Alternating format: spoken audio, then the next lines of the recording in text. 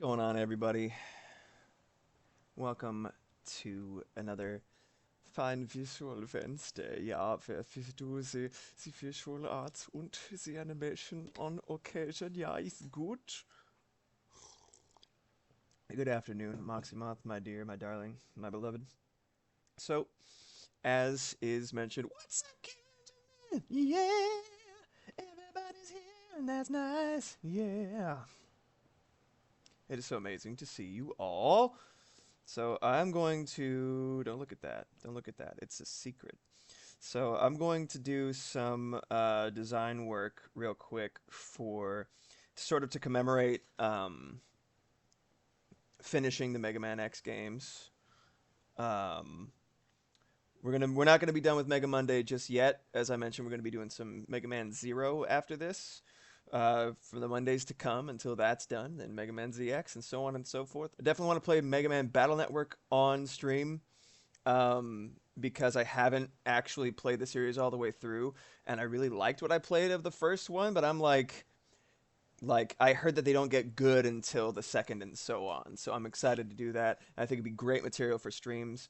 We've got some nice Mega Man fans like myself. So but yeah, we still did, hit a milestone, which was beating all of the original series. So I have mentioned multiple times on the streams that I do kind of use my boy X and Zero as like kind of like a cyclical design practice subject matter. So we're gonna do that again, and we'll get a window into a little bit of what I do when I'm designing characters and stuff like that. Probably not gonna be too elaborate or I'm not exactly reinventing the wheel. I have a couple of concepts that I've been coming back to every time I do fiddle with X and Zero.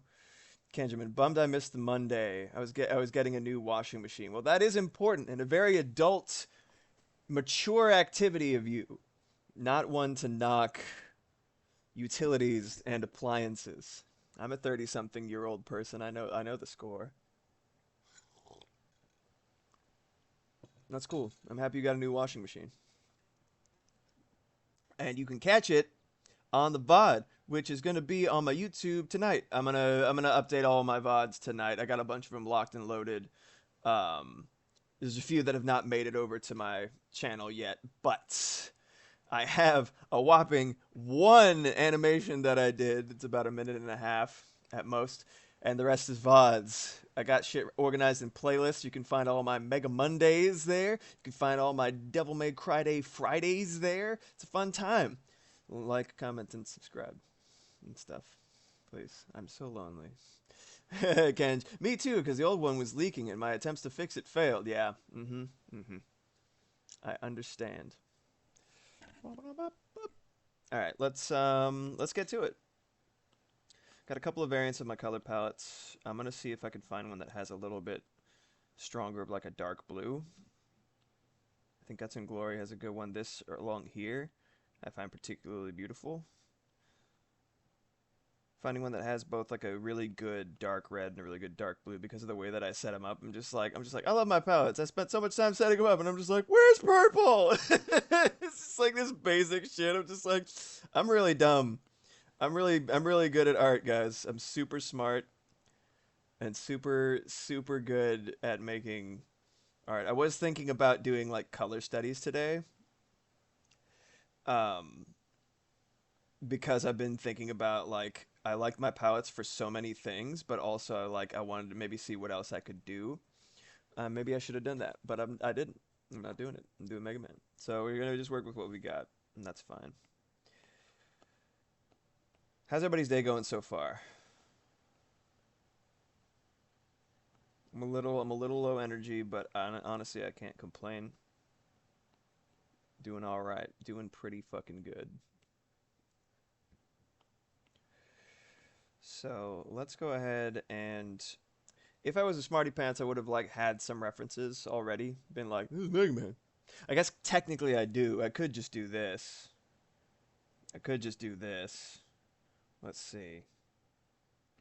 This man, this man right here, this man and his dog and his guano. I have a couple of other little things. These are some of my earlier design practices, much earlier actually. I dredged these up and I didn't. There's like a midway point. The more recent ones that were like more fleshed out that didn't make it to this iPad, but you see like the first drafts at some of like the more like Art Deco inspired Mega Man designs before I really had a feel for like line weight in digital art. I don't mind this at all. I think the legs are pretty cool.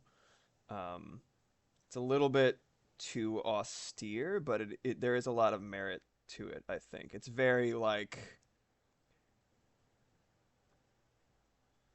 I don't know. I do like the Z in Zero's head motif. I think that was a good idea that I had.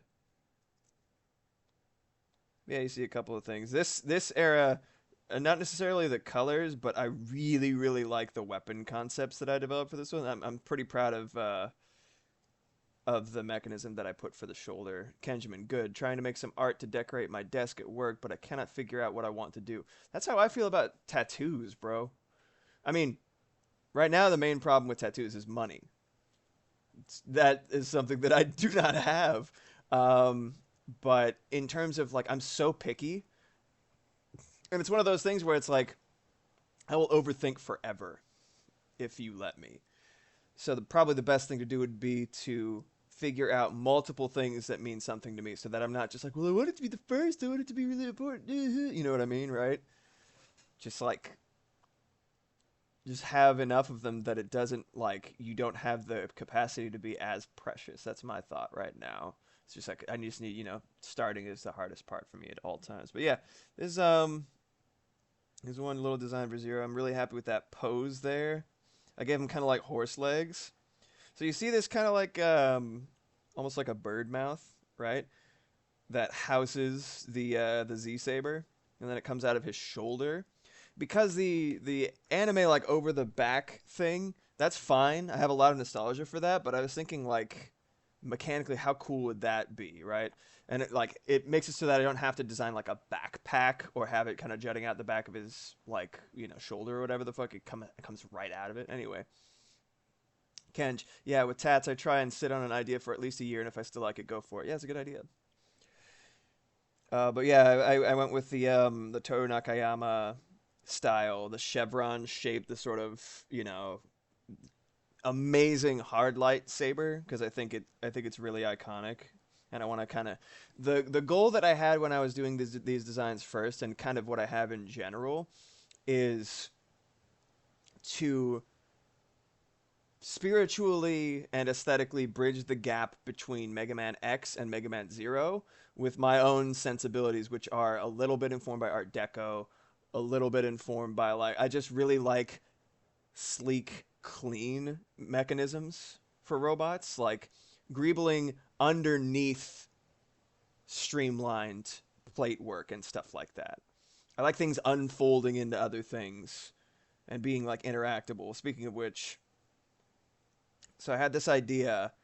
Um, I'm still really fucking proud of this, and I will be incorporating this in my eventual Zero design that I'm going to be doing probably on stream.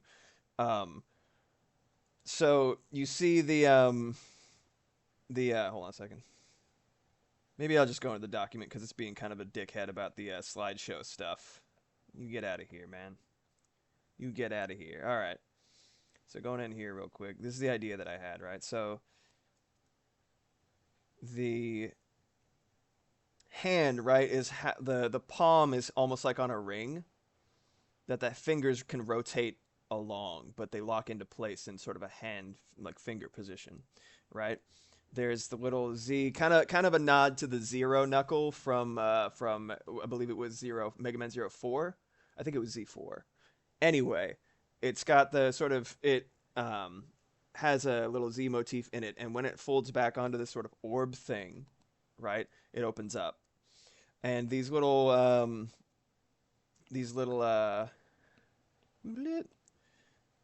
I guess loops or arches or what have you, right? They kind of unfold, and everything swivels around that ring. And so what you get, the wings rotate into place, and it becomes almost like a bow and arrow. So charges this right here. That's like completely and unabashedly inspired by Trigun. That shit left such a huge impression on me as a kid when he had, spoilers, I guess, when Vash gets like the crazy arm and it has like that big sphere in the middle of it, and when it charges, it makes a ring. D Grayman does a similar thing, I think, with like anything that charges with a ring. I'm like, that shit's fucking cool, man. Shit's so cool. But yeah, it charges up, and then I had the idea that like the wings, kind of when he fires it, that little the little line that's built right there. Maybe I'll have it extend more like a bow and arrow, and then it fires it. And the idea is like it would be like piercing like an arrow. So he has a sword and he has like arrows. That's like it's kind of like the fantasy nod to like his inherent design. Um, oh yeah, little this is the X from the same kind of era. I'm not 100%. Like I said, I was in an experimental era for my colors, as I often am. I'm not. I don't hate them, but it's not what I would want from them now. You know what I mean? But I don't hate them. But I don't love them. You know what I mean? Anyway, um, they're a little chill penguin, little tiny chill penguin man.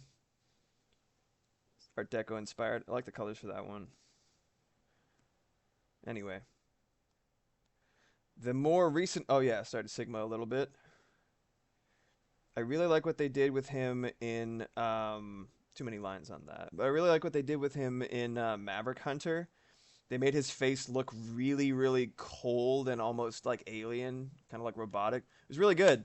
I was like, yeah, no, they took the original design and they actually just like proportioned it well in a way that made him intimidating instead of just kind of being a silly clown. I don't know if I agree with X. You love your palette. You're just not in love with it. Yeah, well, this is the old palette. A couple of stages back of experimentation. Um, so it's no surprise that I'm like, you know what I mean? Ever onward and upward. Excelsior, yada yada. Anyway. Um, so let's go ahead and just get a couple little blobs going. This is one of my favorite ways to test palettes. Like what part of my main palette to use for whom and all that jazz is little blobs. So I think with this, at the early stage, it's not green enough to matter. I think it it kind of gives me the same vibe as those shots in Mega Man X3 when you get the weapon and he's like, "Ugh," and it's like really dope, beautiful jewel tones. You're like, wow, that looks great. And then he shows up and it's like, Sprite, baby, lemon and lime. And you're like, ah, it's so bright.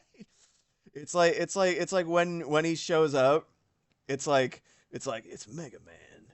Here he is with this sick fucking pal. Look at him, he's right here, and it's got like this, and it's like that's the green, and you're like, wow, all right. And then he shows up, and it's like this. You're like, what happened to you, bro? Were you left out in the sun?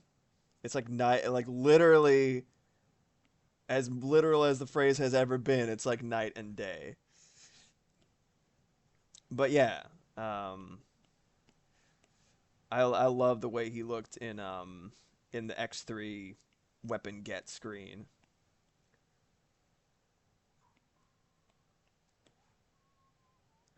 I love the PSX version of Mega Man X3. God, this shit's so good with the arranged soundtrack. Mwah.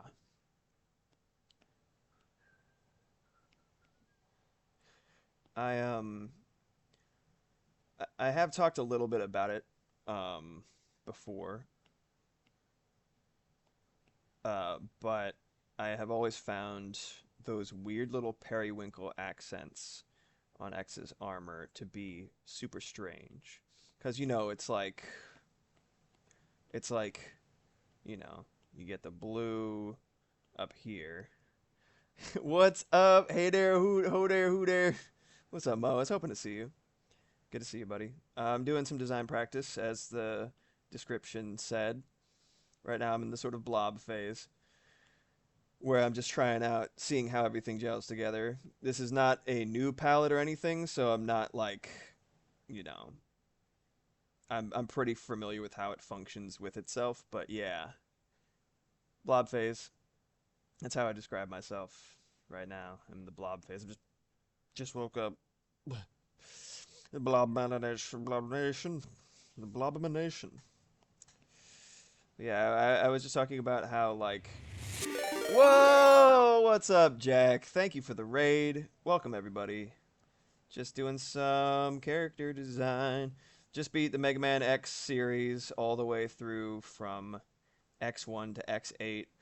And before next Mega Monday, where I'm going to start Mega Man Zero, sorry.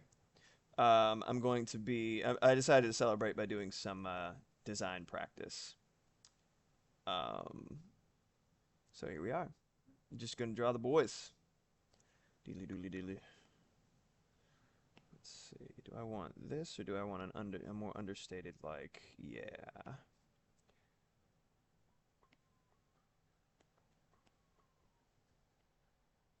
Yeah, I like that. I like that kind of goldish situation. Ends up looking a little bit more brassy than like gleaming gold. And I think I'll probably push it one more. But yeah, I was just talking about like this sort of interesting.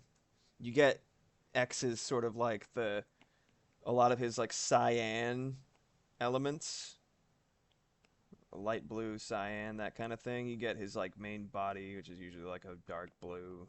This is the one that I'm using right here. This one, very very.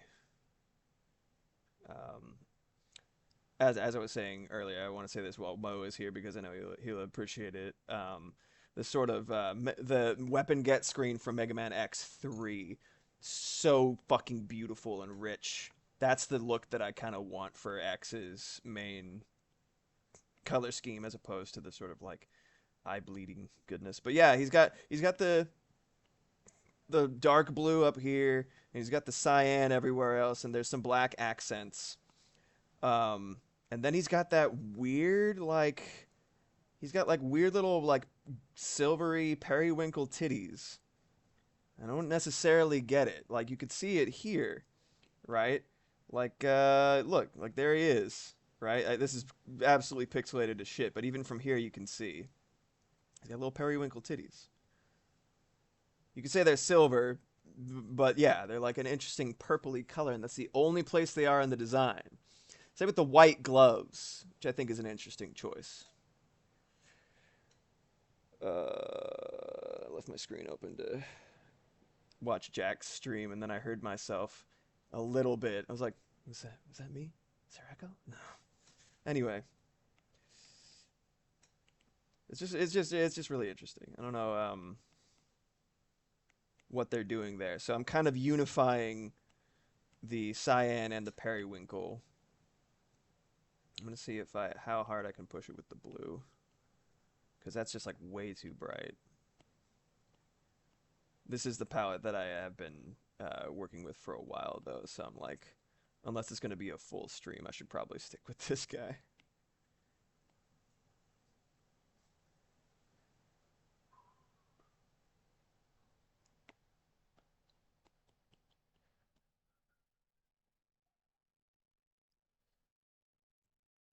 Yeah, yeah, right? Well, also, here's the thing, right?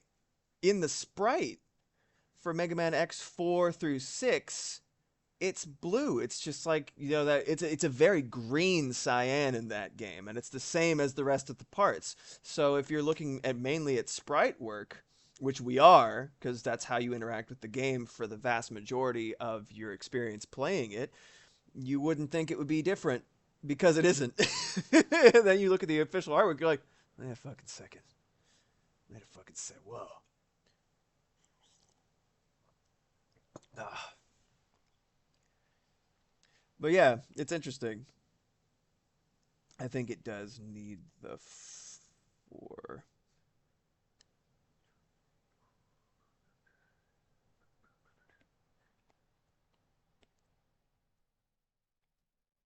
Was it that way from the start, or did it happen at some point? It's there in the original concept art. I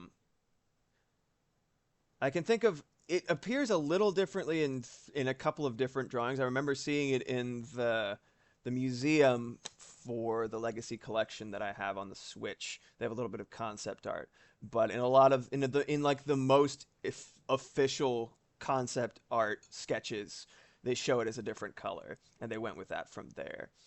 I don't know why. I'm not in Keiji Inafune's head, probably for the best. But yeah, yeah, please do. Please do. I would love to hear it from the horse's mouth, so to speak. Yeah, okay. Cool. Awesome. It happens every once in a while. But, a stopwatch is right twice a day.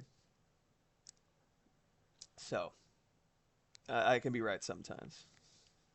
Um, but yeah, so let's get some sketches. I've been doing two different kind of approaches these days where it's like sometimes I use the blobs to sketch. Twitch keeps pausing itself for no reason. Oh, Mo. I don't know, man. You know what you know. I don't see you often wrong about Mega Man X. Well, thank you very much. I appreciate it.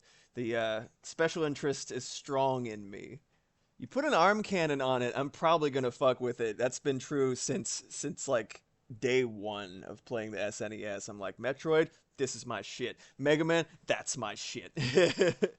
Your Twitch isn't freezing too much? Oh no, Jack, you're the chosen one, but like bad edition. That is a shame. Oof. So let's see. I think I know what I'm gonna do for the. I might go for the Mega Man Zero approach with the sort of the darker support structures for them. Like I don't know if that's high enough contrast. Let's try the sort of gray. That's pretty good. That'll show up nice. Jack, as if I needed another thing today. I just got yelled at by mom for going overtime on stream. Oh, I'm sorry. Did you beat the game, or were you almost there and then you got yelled? Oh, I'm sorry, buddy. Fuck.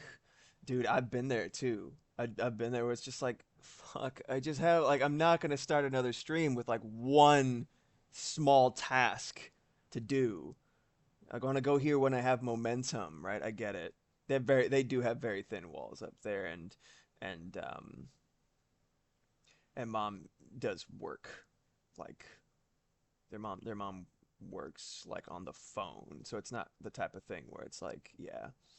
It's a tough situation, and really, it's just like we're all. It's tough having space. Yeah, yeah. Jack Draw. She has to work, and she's right next to my room. So if we're loud, it can interrupt her meetings and calls. It's understandable, definitely understandable. It's just a shame all around. Yeah. Okay. So gonna go the kind of brown direction for zero, and the sort of green bluish direction for X.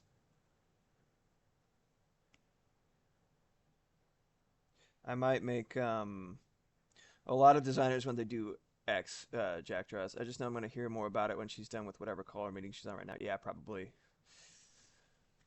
I'm sorry, dude. I wish I wish there was like a better solution. I wish there was a better situation in general. Let me try these three in a row. Two, and then three.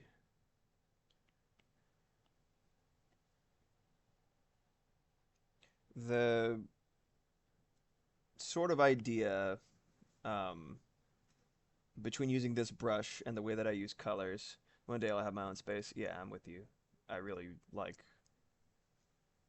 Damn, I know. I really want to have my own place. C'est la vie. So I'm going to try a couple of things to get for the accents real quick, and then I'm going to start actually sketching. Um, but I find that this is a really, but yeah, the sorry, goldfish hours. um, the sort of way that I want my palettes to behave is like high definition pixel art. So there's no, for this style at least, like when I'm using this crunchy brush, which is from the Tsvetka ink and brush pen kit. Yeah, Moxiemoth, welcome to living in the most expensive state. Yeah, enjoy your lurk, Jack. I should set up a thing for that where I actually talk about it.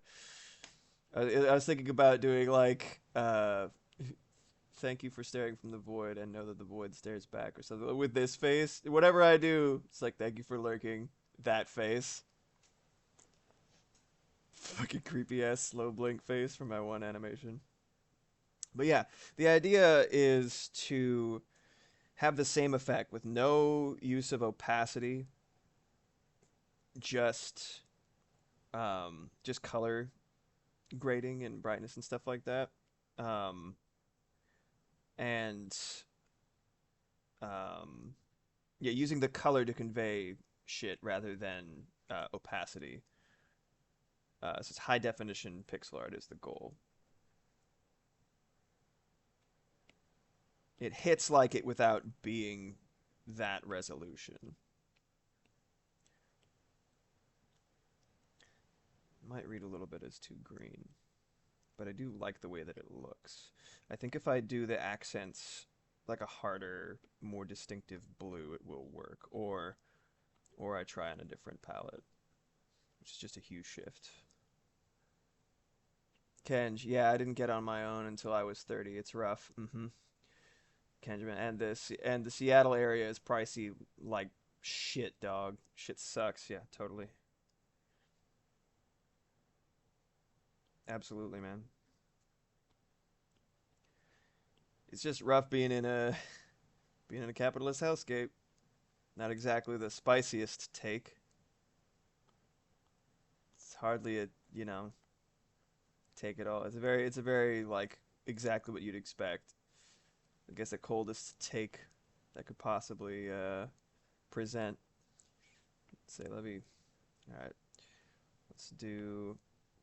I don't mind this, but again, it looks very. There's a lot of green in it.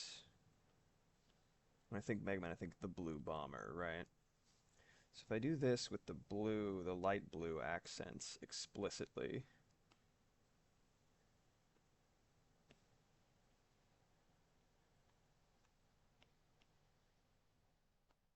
might make it look more green. Can find out.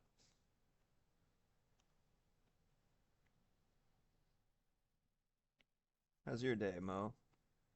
You arrived after I asked everybody. I want to make sure that I'm not leaving anybody out of the question.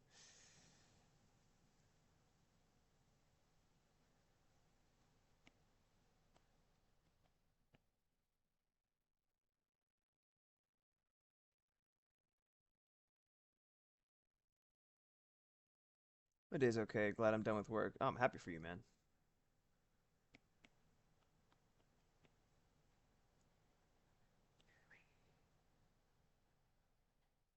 That's pretty cool.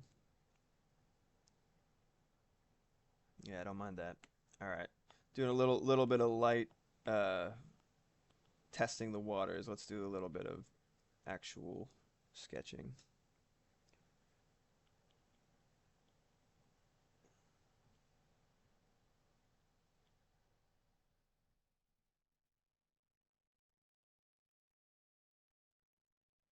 Had to wake up earlier than normal the past 2 days for work. Oh yeah, I'm sleepy though. I might tootle off to a nap. That's a good idea. That's a good idea. I'm usually so caffeinated that I like when the opportunity presents itself to nap, I just like can't. It's a shame.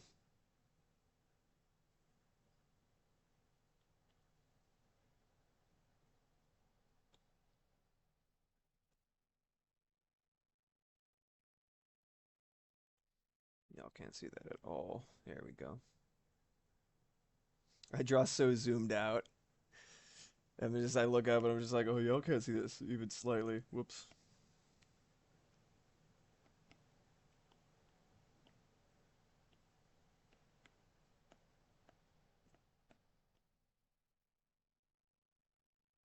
Little blob to draw upon.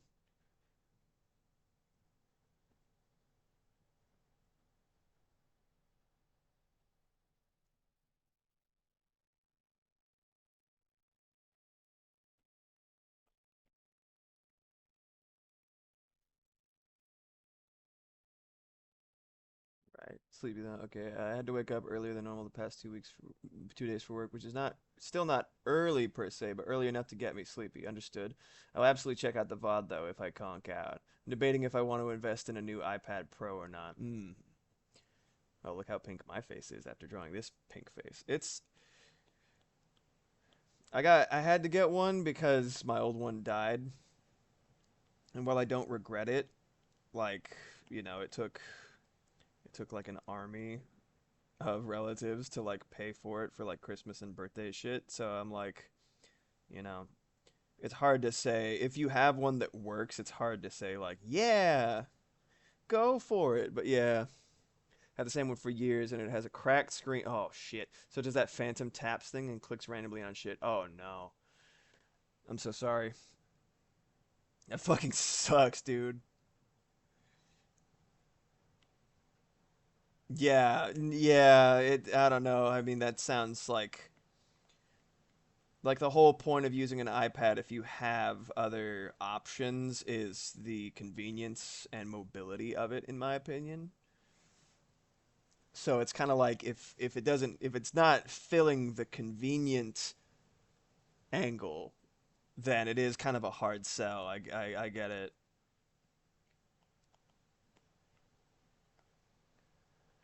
Sometimes it decides I want to watch some other YouTube video. God damn it. No, no, no. Trust me, bro. Look at this instead. Learn how to make a souffle. Oof.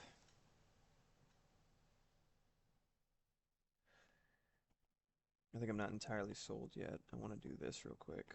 Alpha lock. Get this out of here.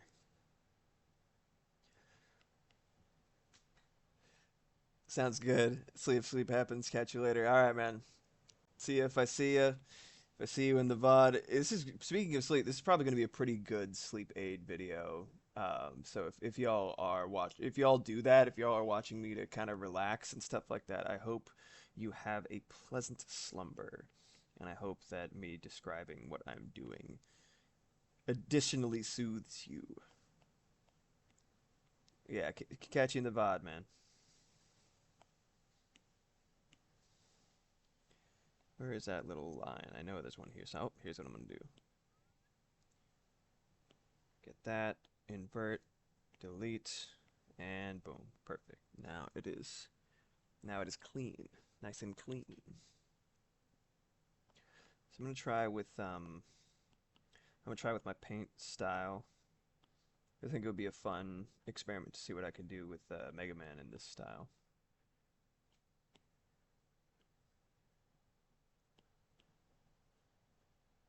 So I use the same palette for everything at this point.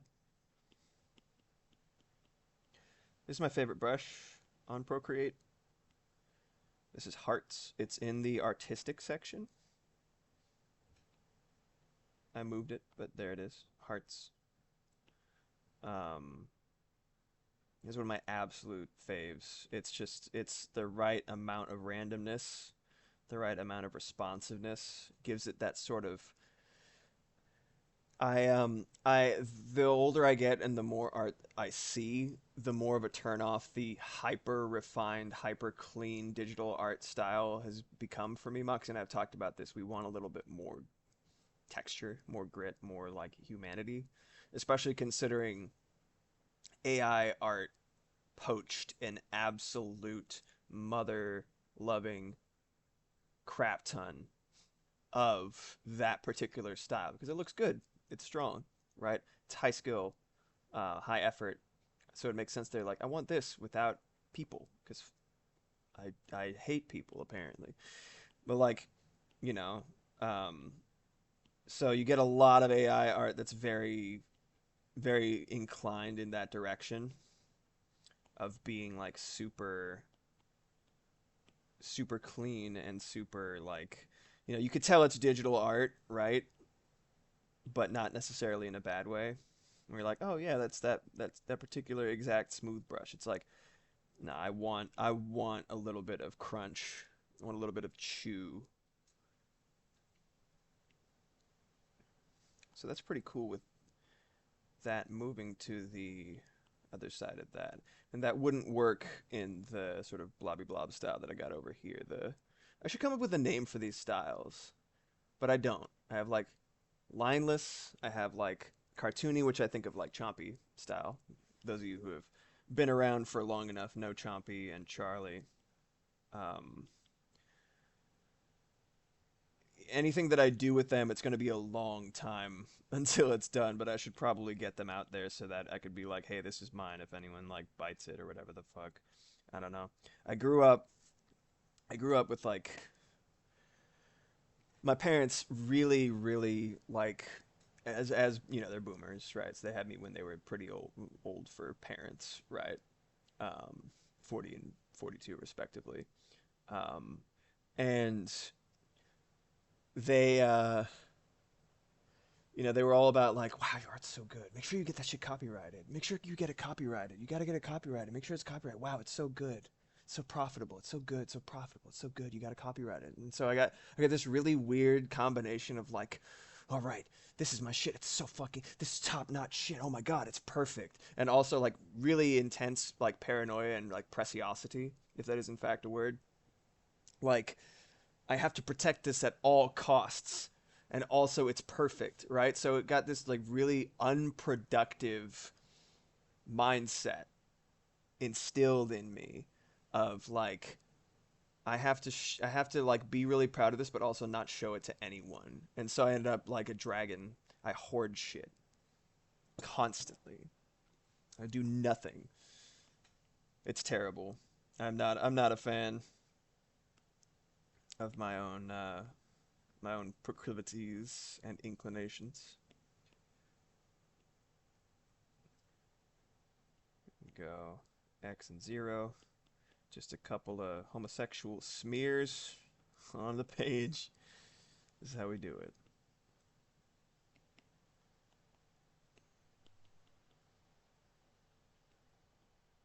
I really like that red, obviously, because I use it all over the place. And the annoying thing about this palette and the way that it works is the fact that, like, it only works in conjunction with itself. Like, the colors don't stand alone super well. They can, but it's not, like, as effective as them together, if that makes any sense. Whoops.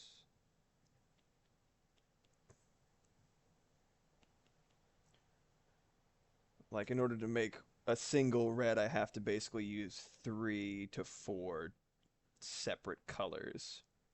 But then it looks great to me. It's just until then, it's like, well, if you're trying to do like a simpler color situation, then it's just like, no. Yeah, I'm a fan of that. Let's get some details. Let's get little faces. Kind of want 0 to have a slightly darker skin tone than X. Just a little bit.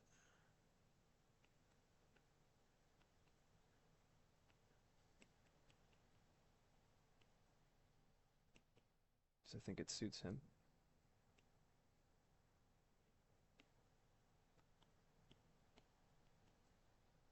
No. There we go. Let's try that.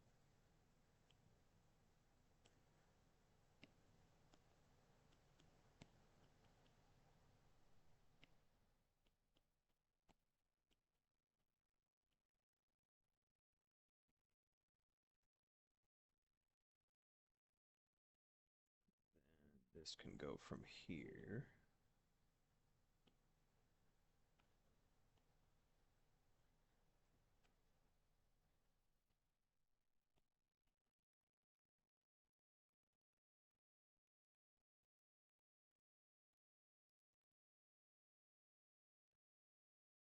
For the ones that I showed earlier, the sort of more Art Deco design, I do like the idea of the white of their little, their little gloves being echoed in the face because it makes them feel almost like a porcelain doll or something like that. And also, I like connection points. I feel like personally, right, in terms of a balanced character design, I don't feel like a color should ever appear only once in the design. Like the little periwinkle titties that Mega Man X has. I feel like your eyes work in arcs and they connect dots and they connect points and they really like paths, right? And I feel like there are exceptions. Like if you have one specific focal point, right? And it's purposeful, right? You just like you meant to draw like I want to draw the eyes to the person's face or this entity's face, right? And so like you see it a lot and something that, for a lot of enemy designs that I'm working on personally, it's like large shadow body, one or multiple colors, right? Like maybe a couple of like one larger color that's like maybe a gradient or something, right? And then like a couple of accent points, and then one focal point, which is the face, right? I feel like that's a purpose, like that's purposeful. But like for instance, if you have like they have like a scarf, and it's like a completely different color from everything else, and then there's no even like a little dot of that color on the shoes or something, just like a glove that's the same color. Things just like you can be purposeful if it's a focal point, single color, maybe it'll work, but like as a rule I like having balance by spreading out the color across the design. I think it feels a little bit more cohesive, but hey, you know it's all about how you apply it, I guess.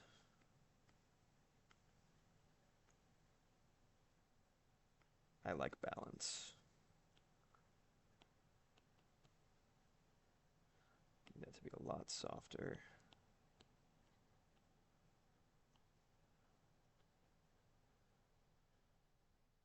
Not a huge fan of that, but I don't hate it actually.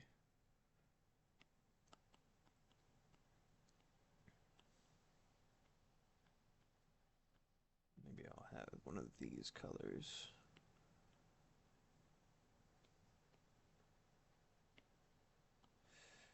Anyway, let's get some gold real quick. But yeah, I like the usage of the white on the hands somewhere else, but at the same time, if the point of, say X or Zero is to blur the lines between humanity and robot, having them look so inhuman in the facial coloration wouldn't really make sense. It's just like I don't know.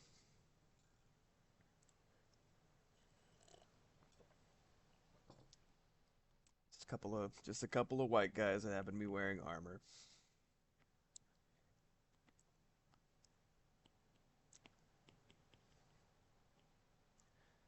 So it actually ends up working out with that darker base. Skin tone is really interesting because like there's so many layers to it. So like if you're doing a more painterly style, it's like little differences. Like there's so many layers to it. That slight opacity of skin itself, the slight translucency, I should say. This looks funnier and funnier the more detail is added to it.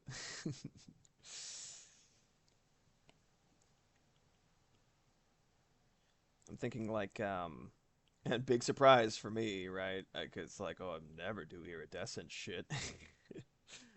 Black? No. I think maybe it'd be cool to have like a little counterpoint, like it maybe it goes down to it starts turning pink.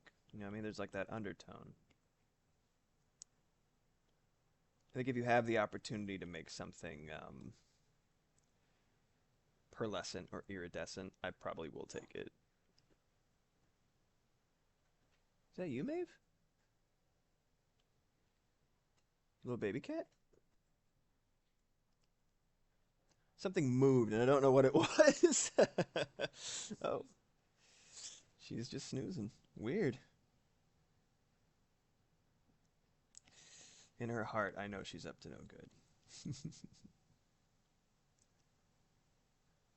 So if I use this as the starting point and then I have this go in this direction, that'll work.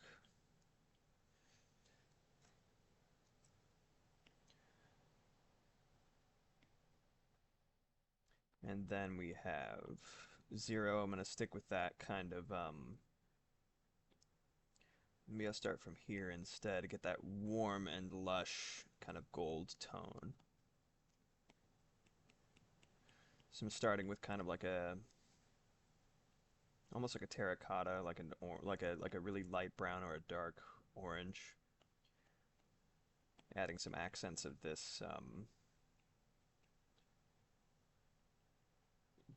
almost mahogany. It's all relative. I'm gonna build that up real quick.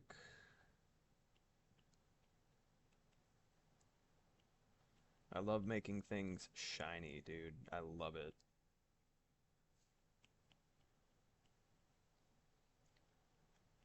It's my favorite. And I leapfrog. When I say that I leapfrog on my palettes, it's say I start here. This I think you can see it wiggling. Yeah, you can see it wiggling. You skip one, especially if you're doing something with opacity, right? Like a brush that is so touch sensitive and pressure sensitive, I should say. You know, there's a lot you can do with leapfrogging stuff. Because, like, you want, you know, animation, art, animation especially, but art in general, there's a lot of play with contrast. You want things to, you know, like, say, in animation, you're not just doing things like color or value being contrasting. It's what's moving and what is still.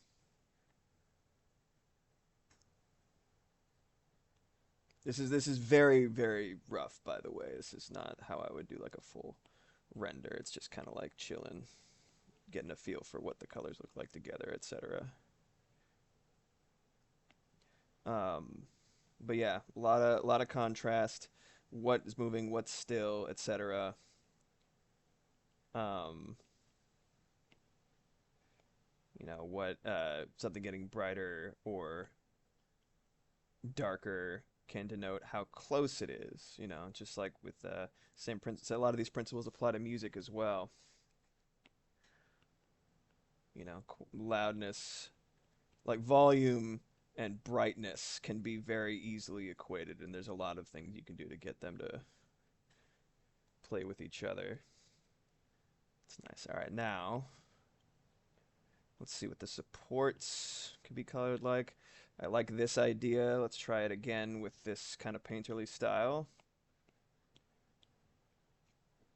But yeah, you know, sometimes you want a little bit more contrast. You want to make sure, you know, in theater, there's a phrase, you know, back of the house makeup, right? Back of the house is in like the theater that you're in. It's when you want, you know, stage makeup. If you look at it up close, it looks insane. It's so exaggerated and so honestly like absurd, grotesque, whatever you want to call it, for the purposes of like if you aren't gonna wear it out on the street probably, right? But on stage, you know, with all the lights blowing out all the you know, features of your face, you need something that is visible, including to people from the back of the theater, the back of the house, right?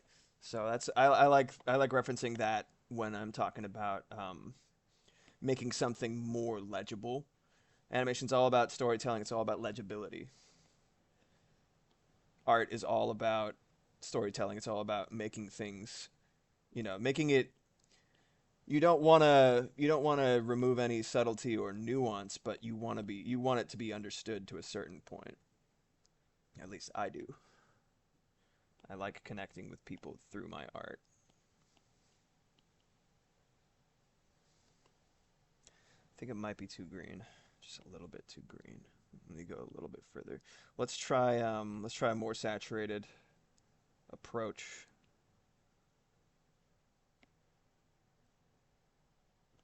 Still going to be green, but that base is that much bluer, so I think it'll read harder.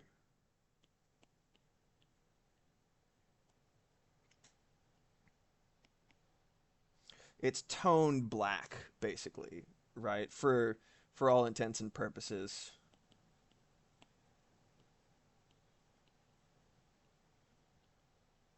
A lot of fine art shit and like color theory. I have no idea about color theory.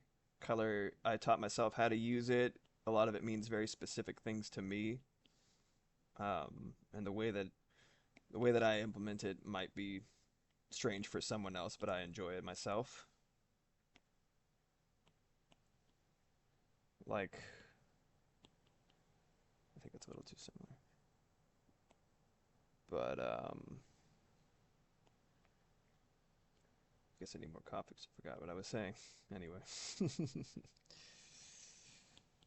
we go.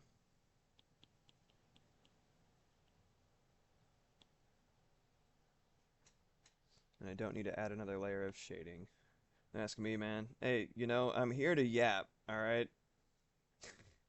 I am here to yap. It's not important what I say as long as I am never not saying something.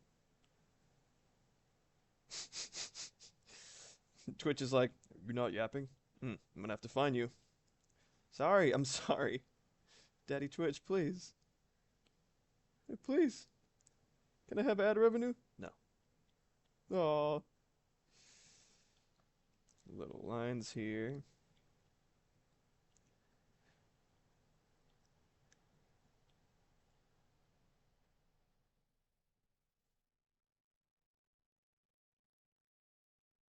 Yeah, that's pretty cool. And maybe we can do a little bit of shading with the same color. Or maybe go from one to the other. Hold on. So like carry on that kind of iridescence. And what we're doing is we're just moving back and forth to either side of, see, I'm going from one corner to the other, and then I'm moving along further up.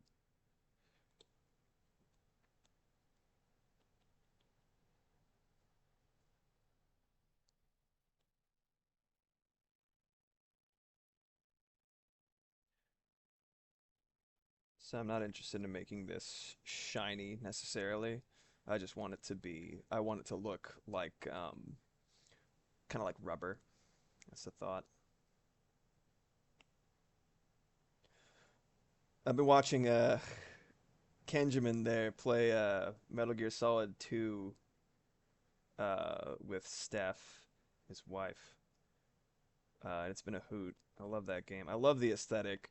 Yoji Shinkawa is the artist for Metal Gear Solid and for Zone of the Enders, and a lot of other really really strong. His art style does things to my heart. It makes me want to cry looking at some of it. The line work is so sublime. It's like so clean but also so like abstract and gestural, and like there's like an amazing kind of sensuality to his artwork and a hugely bisexual energy, so I really like it. Like, have you seen Raiden? The concept art? Dude, like, fucking caked up for the millennium. Got his sword and shit. It's like the femboy of all femboys. Ludicrous. Amazing. It's good art. And like, look up the concept art for Zone of the Enders. Just look it up. Oh, it's good.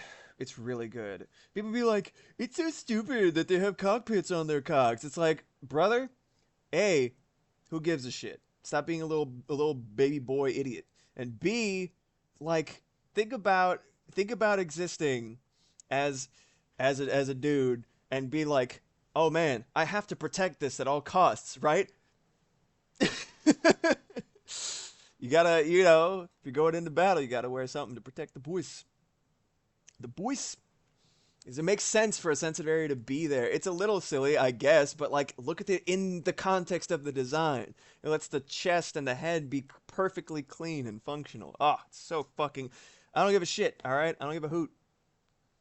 But yeah, his particular the way he draws robots, the way he draws people. There's an amount of beauty. Yeah, it's good art. I can't say boo to that, right, Kench? But yeah, like those little. I know it's all cutscenes, but those cutscenes that are made of his artwork that are like ink washed, super like minimal animation, but like really just like I'm just like, oh, this looks so beautiful. I love it. I can't get enough of it. Okay, we got some we got some amorphous skin blobs. Off to a great start. I want Mega Man himself to be a little rosy because there is a sort of like there's sort of like I don't know, an innocence and like a femininity to X. I want him to feel. I don't know. I want him to be rosy.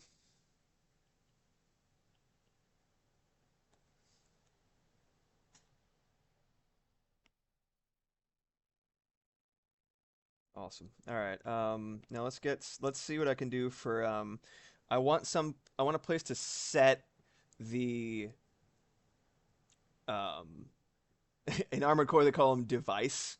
It's the glowy lights, the things that we all fucking love. All right. What's a Gundam without its little glowing eyeballs, huh? It's still cool, but it's important. You gotta have little glowy spots. That shit's super important to me. I don't know why. Probably because of Armored Core. I'm just like, yes, there's a name for it, and it's there, and it's perfect. So let's see what color we want for the little compartments. That is very brown. Let's start with the same.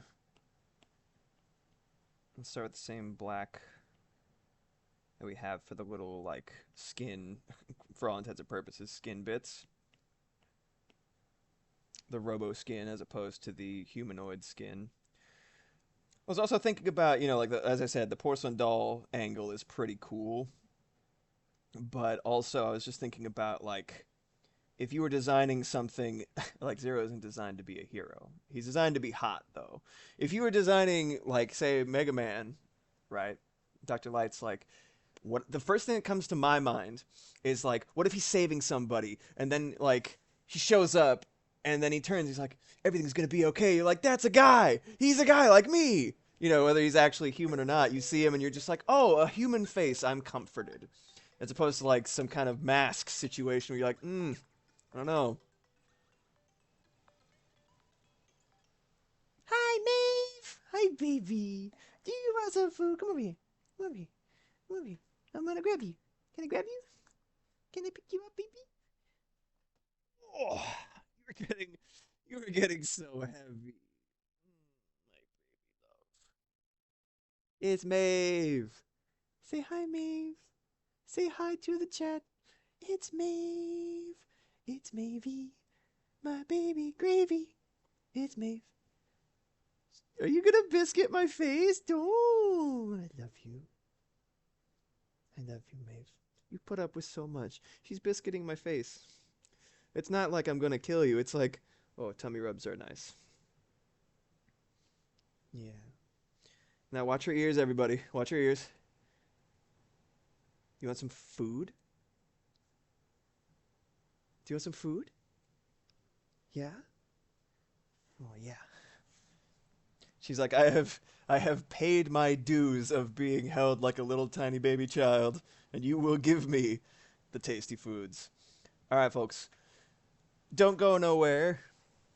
I'll be back in a matter of minutes. Just make yourselves comfortable, stretch if you need to, hydrate, lest ye dehydrate, and I'll be back very soon, okay? Take care of yourselves.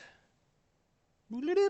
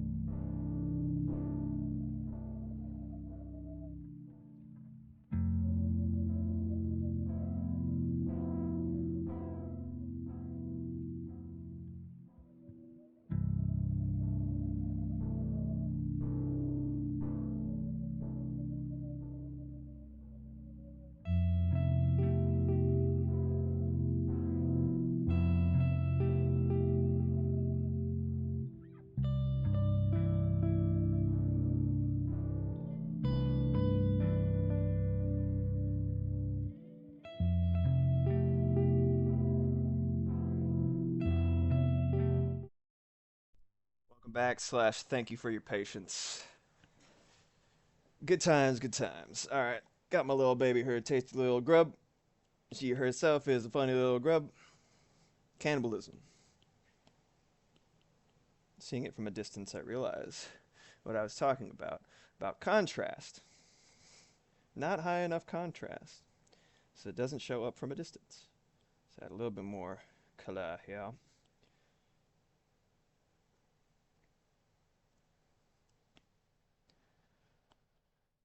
Hope y'all are effectively snacked and such. Enjoying a succulent Chinese meal. Eating a meal. I love that dude. He passed away, dude. He's dead. Mr. Succulent Chinese Meal guy. Damn shame. I've said it before, probably on stream. I hope that if I were ever... Welcome back. Welcome back. I hope that if I were to ever be wrongfully arrested for a crime that I did not commit, that I would have the presence of mind to pop off that effectively for that long.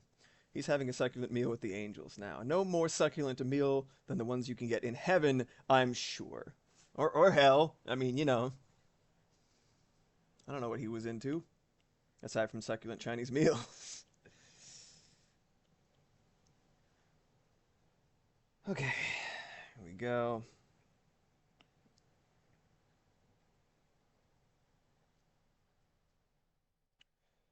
And I'll make his hair kind of like a... Let's see how it looks with kind of like a platinum blonde situation.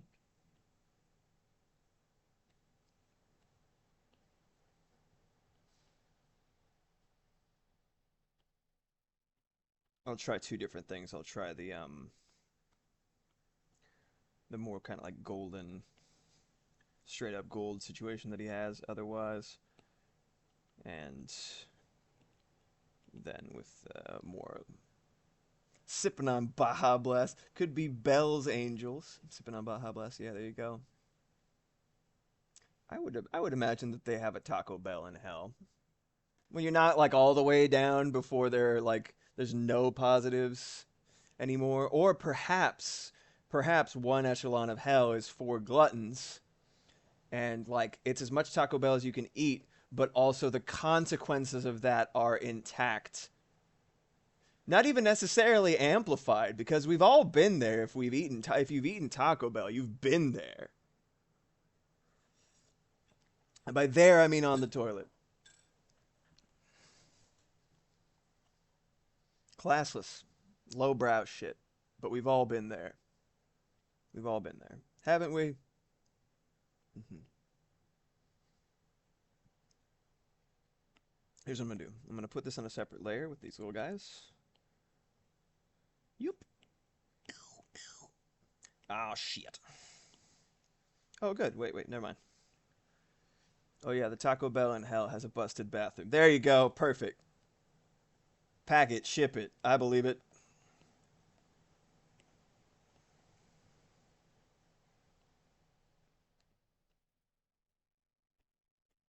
All right, so we got our kind of baseline situation. Let's see. Golden hell. I'm still a little miffed at X8 for giving my boy like a reasonable kind of like regular ponytail. A long, but it's as long, but it's like the width of like an ordinary man ponytail, and I'm like, ugh, I hate it. No, you give my boy the volume. Give him some damn conditioner. You know what I mean? One stage up. There we go. That looks pretty. Looks pretty nice. Oh Lord, said Mox about the bathroom.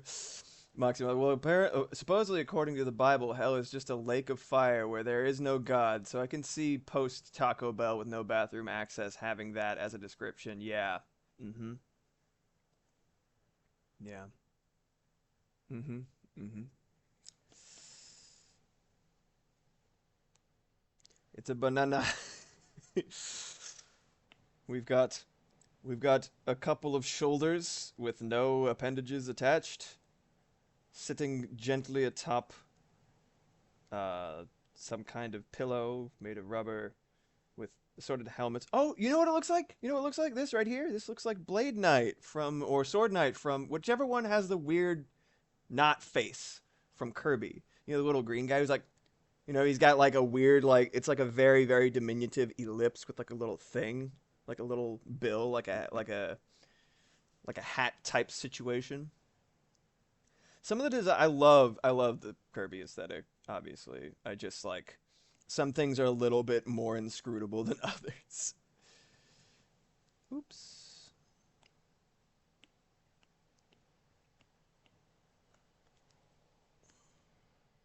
All right, let's figure out what I think it's most elegant to have shit just kind of like set into. There's a lot of protruding crystals in the Mega Man X design aesthetic, and I am much more a fan of, say, what you see in Toru Nakayama shit for Mega Man Zero, which is the inset. Say, like, they're not disrupting the silhouette, right? They're incorporated into it. It's like, I feel like devices and mechanisms should be kind of gently tucked away, gently nestled into the larger structural components and plate the larger like silhouette components, right? The larger pieces of the puzzle, the immediate um, effect should be really strong on site. And then you look and you see the finer details. You're like, oh, fucking sick, dude. I cannot overstate how much I love and appreciate silhouette when designing characters. And I feel like there's this technique that I was taught um, for mixing, for music and stuff like that, which is um,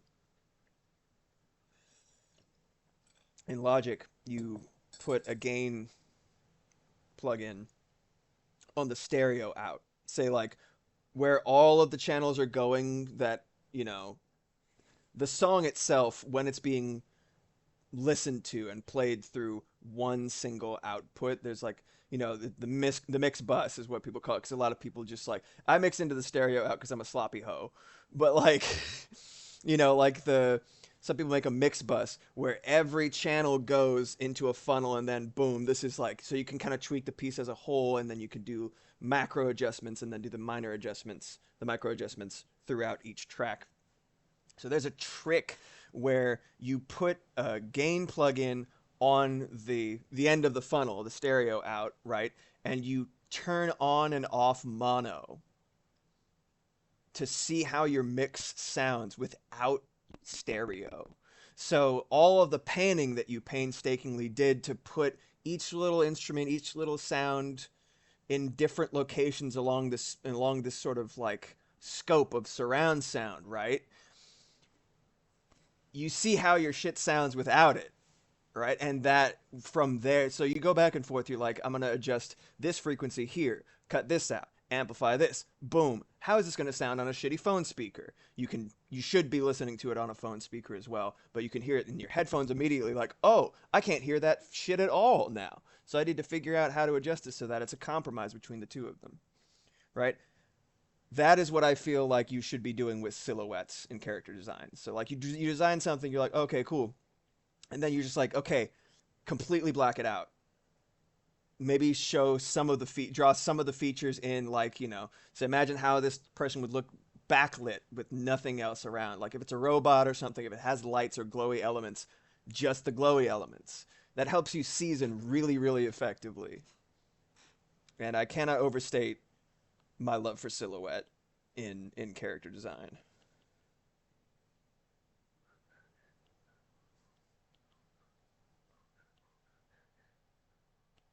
I'm just gonna make a little thing here.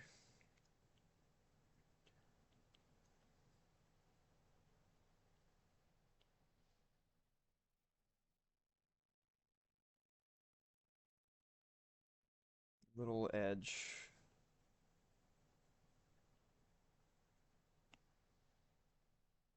I'll do the same over here. I'll change color real quick.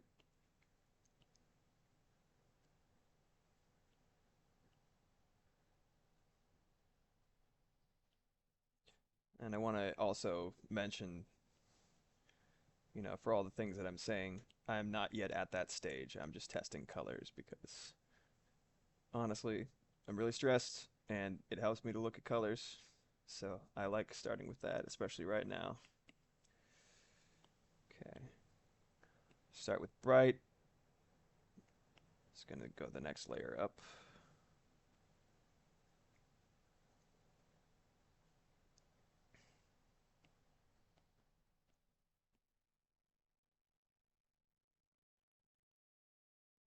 There we go. You start bright and then you add something, a darker color in the center, and then you can add a shine over that if you're doing sort of like a round crystal. It's a really, really quick and easy way to establish that something has depth but is also glowing. Is start with a very bright color like that, right? Then you do something darker and deeper. And say like if I wanted to make this round, right? Light source seems to be coming straight down. Always good to know where your light source is coming from, by the way. And the more you practice with like, oh, light source is here, this is how things react. The more second nature it becomes, and it's just really, really fun. But yeah, the light source coming from above, right? Light goes in, and then if it's a crystal, light comes out the bottom. Do a little arc here to amplify its roundness. And a little bit of white to really like, boom, there it is, the shine. But yeah, you don't if you're not making it round, if you're doing it sort of just like a flat glowing element. Yes. Yes, absolutely. Kenjamin, defining your light source is lesson one in pixel art. Yeah, it's every single art, but especially for something like that. I can co-sign that. Thank you. Credibility added. Stamped. Boom, boom, boom. Shipped. Triplicate. All right, but yeah, it's really important. It's important in everything art, but it makes sense that it's especially important in pixel art because you have nowhere else to hide at all at that resolution. I've been thinking about doing some pixel art streams because I've been thinking about getting back into it. I just wish I liked Pixel Art Studio a little bit more, the one on the iPad that I have right now. It's fine. It's fine. There's a lot that I like about it. It's just the way that its palettes are set up are not super compatible with the ones that I've really built my workflow around. So it's kind of a hard sell for me. You know what I mean? If they had a sprite for the iPad, that'd be pretty cool.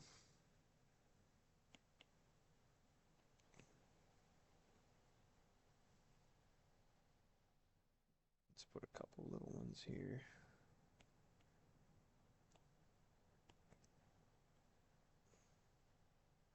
Add a little bit of depth. Just trying a couple of different configurations of device here. This is just the X-Men symbol, isn't it? Bless you. I would love an app version of A Sprite. They should get on it. I think they'd make a lot of money, even if it was only like selling it for like, a couple of bucks. I don't think they should do any more expensive than Procreate. Um, Regular Procreate, not Dreams. Fucking Procreate Dreams. Shipping with half of its shit missing and then just charging 20 bucks. And I'm never getting back. Fucking Procreate Dreams. Anyway, um, gotta at least throw one in there, Um, yeah, from a glance. Yeah, I think I like these colors. I think they're good. Which the Resprite app was similar, but it's too clunky. That's a shame. Yeah, I remember you talking about a couple of the finer points of the pixel art apps on the iPad. or lack thereof. I should probably say. All right, so we got colors. I'm gonna go ahead and break them down real quick onto a separate little blob setup.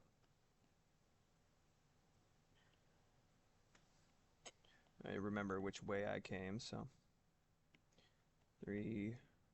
This is the classic black red.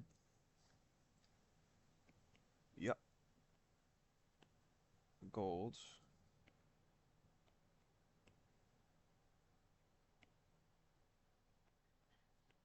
I I'll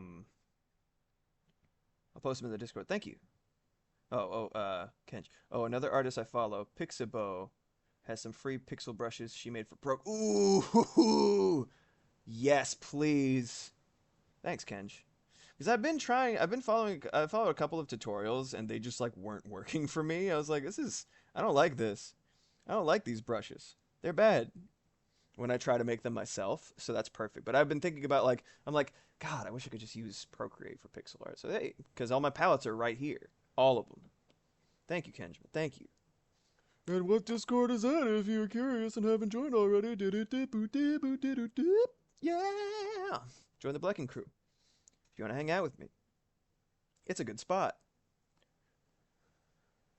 Really, really just a huge fan of everybody there so far. Just very lucky to have the starter of my community sourdough, so to speak, being so nice and vibrant and sensitive and considerate people. It's good stuff. Good stuff. Love it.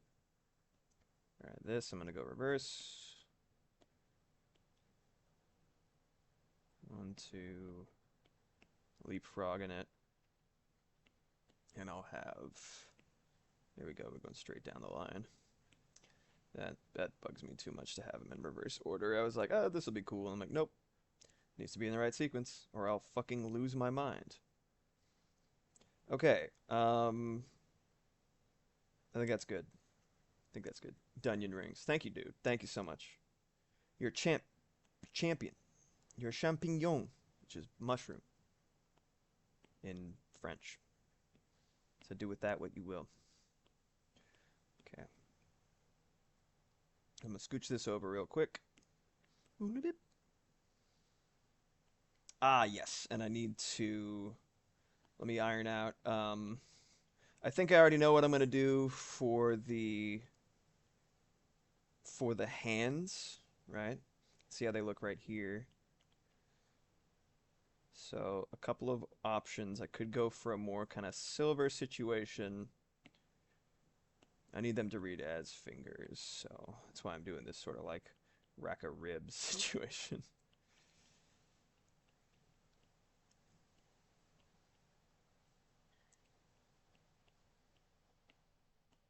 One, two, three. Beady bapu dee boo dedo bap.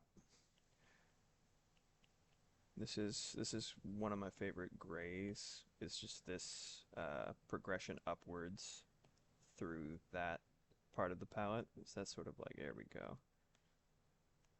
It's the cool, it's the sort of slightly dark cool to light warm gray that like separately they read as a bunch of different colors, but together it kind of hits like a gray. Um, I personally really like it. And you can do a little iridescence there as well if you want. You go in diagonally in the staircase up this color palette right here. 1, 2, 3. It's designed to hue shift as it gets brighter, so there's a contrast in the color itself as well as the value or the brightness of it. So because it's literally made by just increasing the like amount of red, say like in this direction, increasing the amount of red, and then continuing, right, increasing the amount of green in this direction, right, and then so you get the weird fun stuff in the middle, and eventually you get to a different color entirely. So it more colors in your colors, man. It feels nice. I think maybe I will go with this one though. Let's see. 1, 2, 3.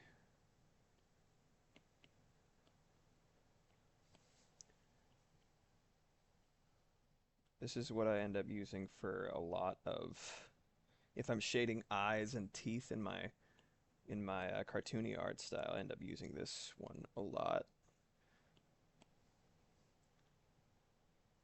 And you see, I have this sort of pastel set here, right?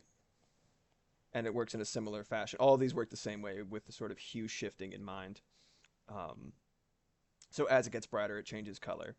Um, and since it goes in multiple directions while kind of maintaining a similar feeling, right? And being in a similar, I guess, dynamic range, if you want to call it that. It's just not sonically dynamic, it's visually or colorally dynamic. I don't know exactly the adverb form of color. Chromatically is still sound. I only know music lingo. It's fine. Everything art is an aesthetic. But yeah, so you got like you start with this as the base, right? That's sort of really really bright, like desaturated pastel, almost lavender, right? You go and then you go up in this direction, right? With the that pastel blue, really really really bright, kind of robin's egg situation. Down here you do that kind of peachy pink, which is the other end of it. Kind of refine the gradient a smidge. Bring back some of that blue. There you go. Option to either go have the this very light beige up top before you add it, or you can go straight for the white, which is a little bit further up. And then this is what I'm talking about contrast and how important it is, right? Sorry, I should be more zoomed in for this whole thing. I'm just gonna go back to the start and then I'll redo it and show you what I was doing. But yeah, you see you start with the purple, the lavender base, right? And you do that robin's egg blue up top, the sort of peachy pink below it, and then you add that sort of off-white kind of cream color on top of it. And then you see how like this looks like almost pearlescent, right? That's the vibe. I love shit that's pearlescent or iridescent, natural born gradients. Feels incredibly appealing to look at. And then what you can do is add some whites on top.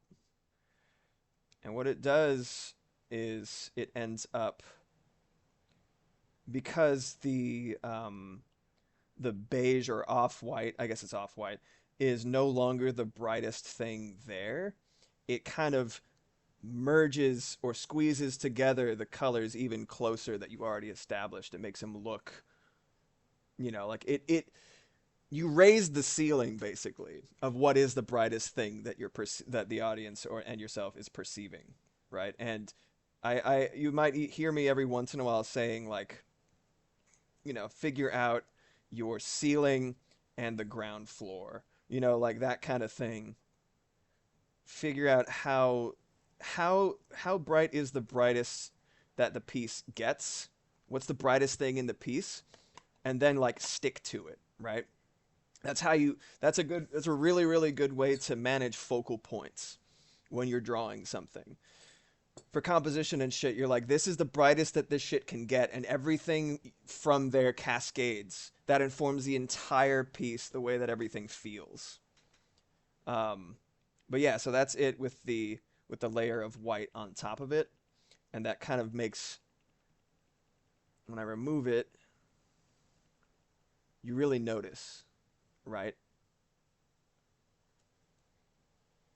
And then, like, that's another reason that backgrounds are so important and so odious, is because it's like the second that you do a big move in the background, it changes everything. Like, look how dark that looks now that I changed it from like a very dark background to a very light background.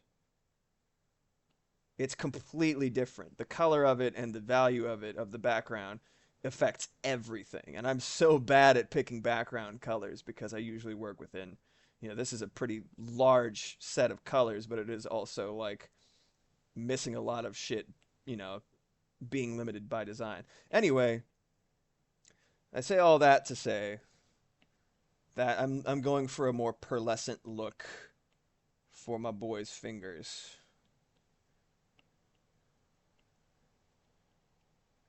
because it was actually playing Devil May Cry 5 that I think really hit me super hard about um like I've been doing it here and there with limited color palettes. I'm like, I don't have black. I'm trying to go for like a super sunny, super vibrant pow look for some of these like chompy things, right? So where I would ordinarily have put like a really dark color that I didn't have, I did this set of like purples and blues. It's not entirely one color, like it was like these, right? Which might look really weird on this background. But like the background was white, and then I had like, I went from one to the next, right? And it's a purple and a dark blue, but like you see that in a lot of like cartoony applications and shit. It's like it's if you're going for like deep dark energy or whatever, and you're not using black because you want the capacity to have a black background or things like that, like shadow. You want it to really pop, right? You end up going for like a purplish, bluish, or whatever. It's fun. Yeah, got my boy his nails did, and the iridescence of the fingers kind of matches the iridescence that I put in the light blue sections. So let's go ahead and now that I got the white Dunzo, let's see about putting that in the little palette. And this is mainly for reference, just so I remember which of these blues along here I used, because I know the general path that a lot of these things take from my workflow being built around these palettes, but I just want to, for design sheet purposes and whatnot. What?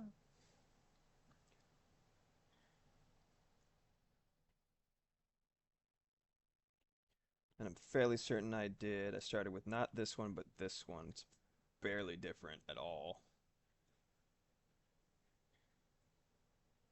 That's just the midway point between the two. Yeah. And that would be dead center if I'm not mistaken. Like right there. Yeah, yeah.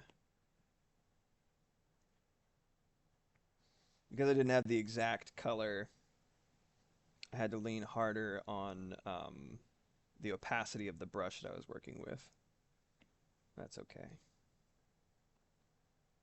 Boop, boop, boop.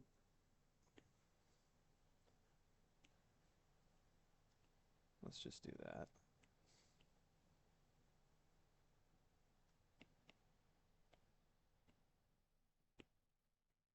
Wait.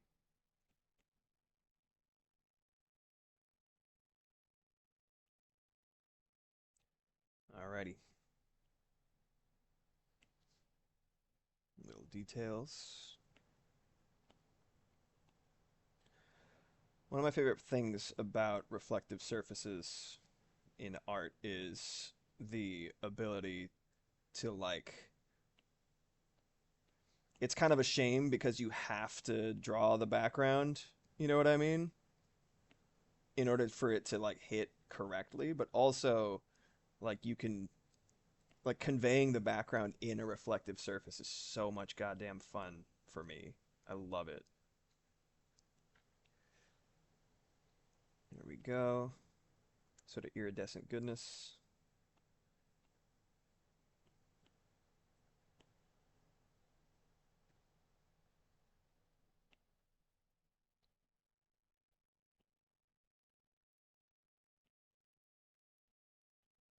Boop, boop, boop.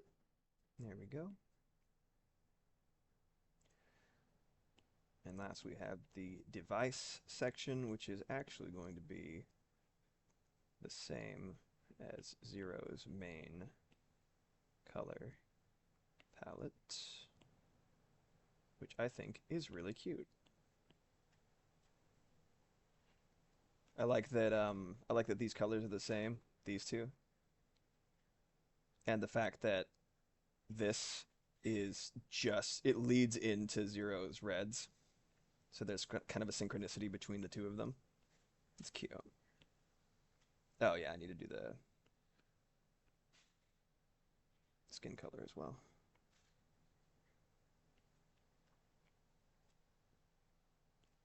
I think it jumps from here to there. And lastly, yes, okay, perfect. So I'm giving Zero a little bit more olive in his skin tone for the sake of diversity. I want them to look a little different. Oops, this is on the wrong layer. Wrong layer, player. There we go. There it goes. Paste. Merge. Do whip. Yeah. Good stuff. All right.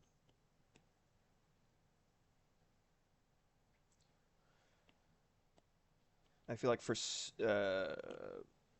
and it's something that I need to tell myself too, because it's really easy to just over render and just keep rendering and tripping and I keep tripping about it. But like, for things that yeah. What's up, dude? Good to see you. I'm doing some color testing for my Mega Man. I'm just talking about. You might want to watch the VOD because I was talking about some fun stuff in terms of like colors and what I choose and stuff like that. But no pressure, just little tidbits. What's up, Zyko? Worry not. Soon all my particles will be assembled, and I will fully exist in chat. I've been I've been thinking about the phrase Luciferian femboy since Mega Man X8 stream that you said in chat, Zyko. So welcome. Feel no pressure. Feel no pressure to assemble yourself entirely if you want to exist. If you want to exist in this state of partial coalescence as I'm drawing little blobs trying to get my boys all situated and colored up. You are well within your right.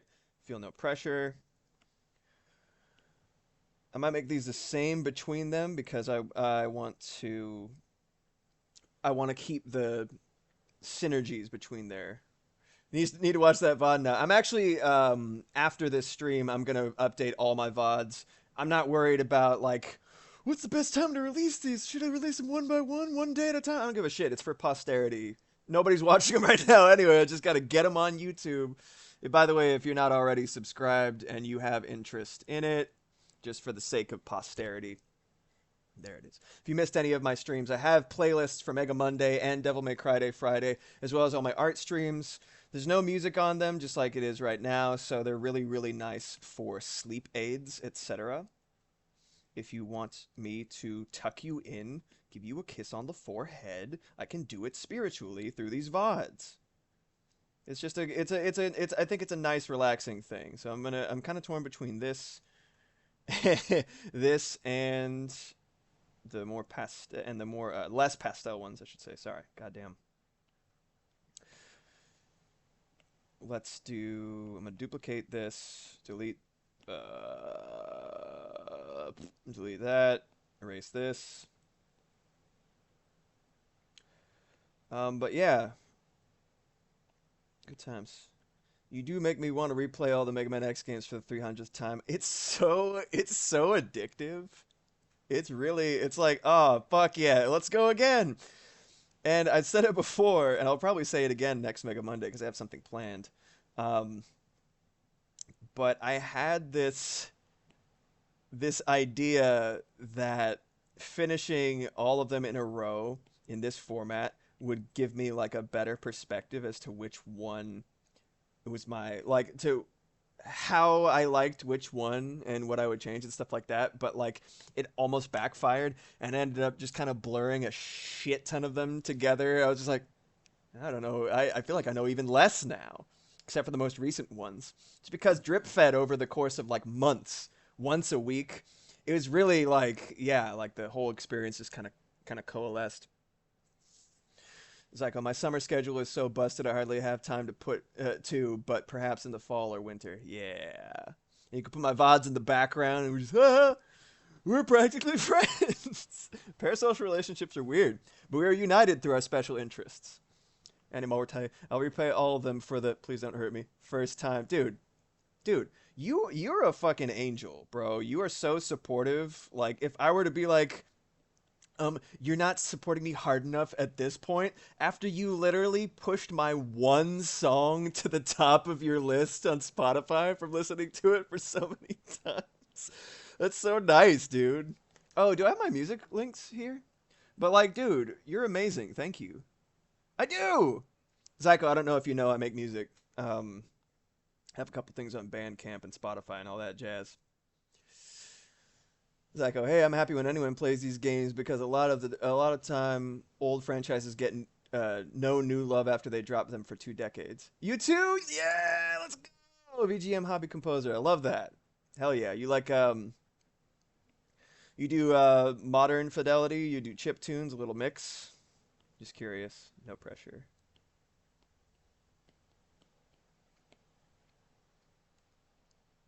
Benjamin, I was talking to Steph how content creation is a strange balancing act for parasocial relationships. It really is. And you got to form alliances. Like you have to when you're just starting out.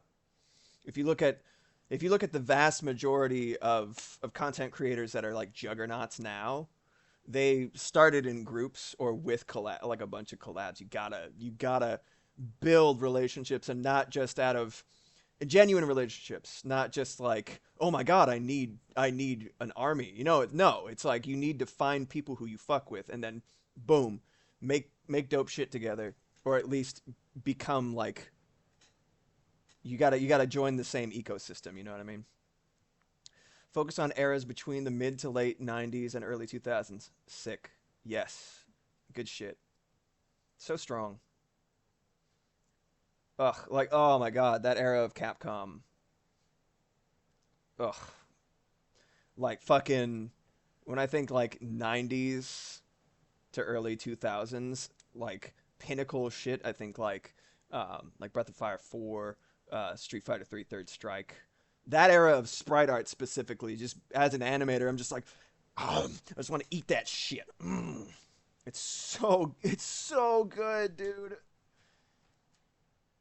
I think yeah, it's like and most are 2D platformer inspired, but there's a few RPG inspired that I like to tick away at. Yeah, very cool. I think I like the pastel kind of pearlescent sheen more, even for Zero. It might be a few too many colors, but I think it's okay. So let's go ahead and remove these little blobs. I'll duplicate this because I like leaving a sort of trail of breadcrumbs. See what my progression was. Moving forward, deleting that, and I'm going to move this shit over here. Shrink it down. Bada bing, bada boom. And now we are going to actually dig in to the design aspect of it. And I'm gonna hopefully work pretty fast considering how long it's been. I mean, this I've been designing this entire time in my head, so let's see if I can translate what I'm thinking of. So let's get rid of you, little buddy. Let me just overlap them, and then they'll be in the same configuration when I make one invisible. They're not directly lined up, so I'm not expecting the world here.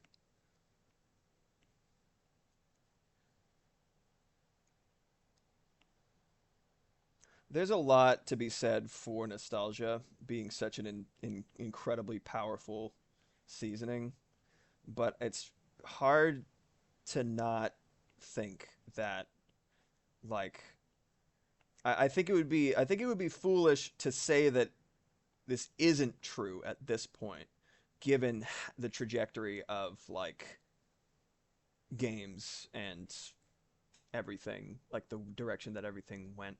Like we were so fucking spoiled, like growing up in the era that we did in terms of video games, and like when they were still niche, but there was money that was starting to go into them, and so you got really like. I love B games. B games are my fucking jam, dude. I love them so much. Like I know I've only played like, for all intents and purposes, I've really only played like a couple of indies and like, you know, very established Capcom juggernauts of franchises that are well loved, tried and true, and all that shit. But I love B games so much, like Stretch Panic, like God Hand, Gitaru Man, Mr. Mosquito, like really the weird oddball games that just like, wow, this is so odd. You know, like OVAs too, right? In the animation section of media, right? It's like there were no analytics anywhere. They didn't know that like gray beige shit sold insanely well. It's like, well, why would we do anything else? This is the meta.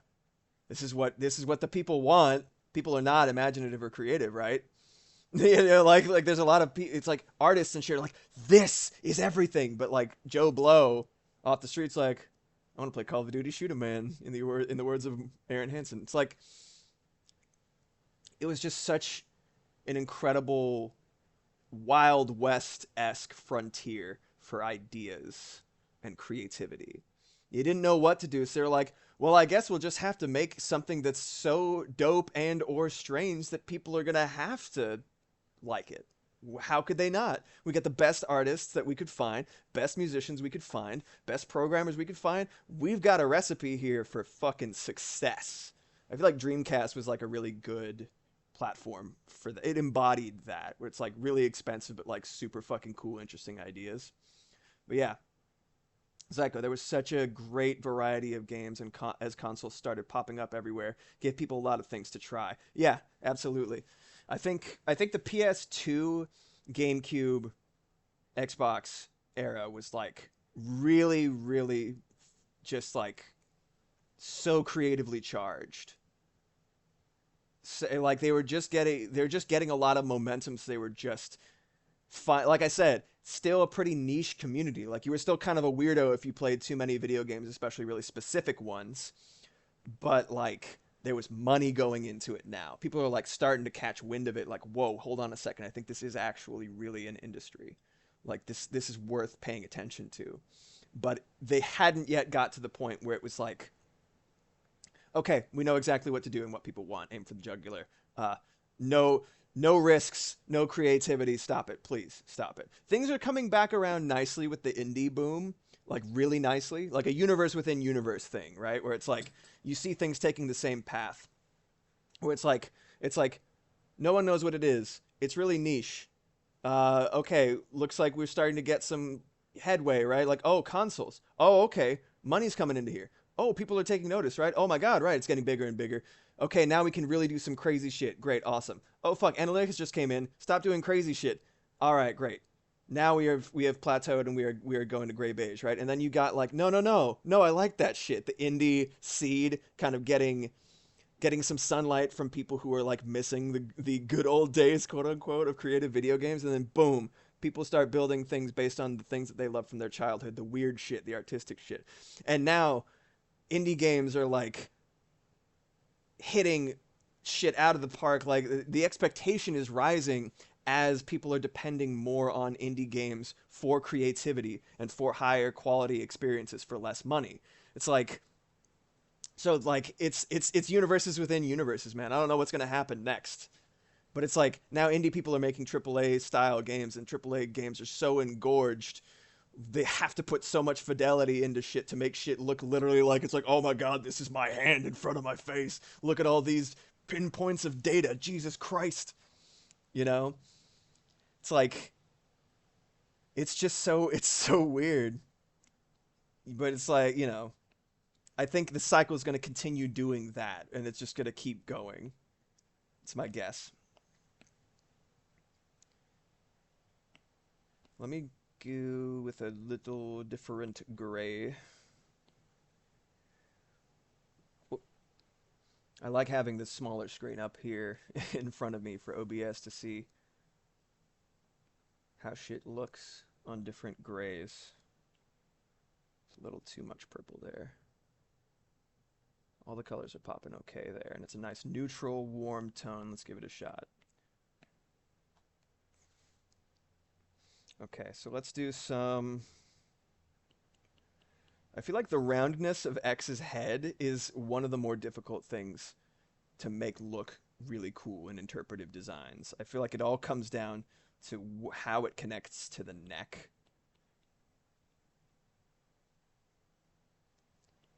And I feel like Toru Nakayama did a great job with the helmets specifically. I love Toru Nakayama's style. I can understand how like the tiny vest and little meow meow cat face is not for everybody, but you look at the fucking armor pieces, the gloves, the helmet, and the saber itself and the boots and shit, you're like, yeah, dude, that's some fucking nice artwork. That shit's undeniable to me personally, but I can understand how it would be polarizing when you're so used to Crystal Tits Classic Zero. I fucking love Zero. I've already talked about it. I don't need to talk about it again, but I will. I love him. Okay. So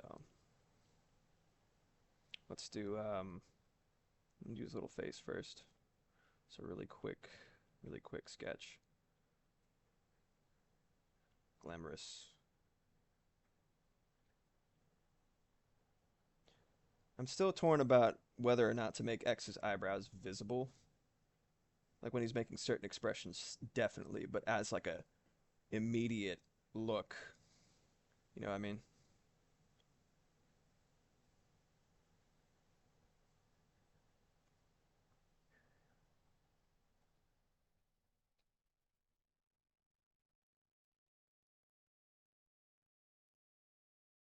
He's a little baby guy. He's just a little precious man. He doesn't want to fight. He doesn't want to fight. Zyko, I know he's not the fan favorite, but I actually did like Axel design overall. Yeah, I think it's really strong. I like his helmet a lot. His hair was a bit divisive for me when I was younger, and I first saw his design. I was like, I don't know about that. And then they did it again for like, what was it, Star Force or whatever it was, the Battle Network continuation that I didn't really play at all because I haven't played the Battle Network series yet. Stay tuned for Mega Mondays. But yeah, I was like, I don't know if I like this, but in general, especially in what was it, Mega Man Corruption, Mega Man X Corruption, that fan made game that's still in the works, looks amazing. They added circuitry, like his little lines pulsate, right? I think they do that when he's only when he's doing A-Trans, but like they were doing that all the time. I was like, nice. Yeah, I play Devil May Cry. I like things with circuitry that goes light flowing through them. But I think Axel's design itself is pretty strong. I think it was just a horrible introduction to a potentially cool character. As much as I do love U1's voice actress from Gitaru Man, as I was talking about earlier, I think maybe not the best choice for Axel in terms of likability. Maybe not. But yeah. The shit happens sometimes, man, you know. First impressions are very, very important, especially if you're trying to shoehorn in somebody to a very beloved and nostalgic franchise. It is tough. It's a tough sell already, and if you don't stick the landing, it's gonna leave a stain on people's perceptions of that character. So I think that's exactly what happened.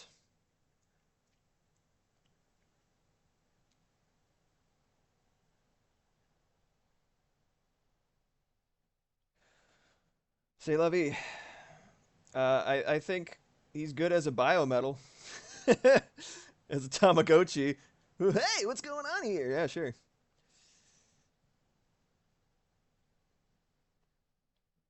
Stop fighting. I'm so angry.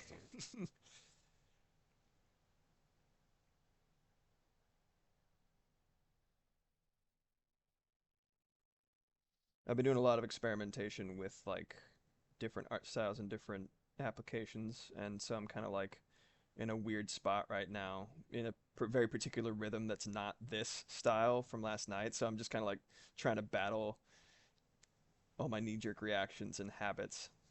Just trying to get into.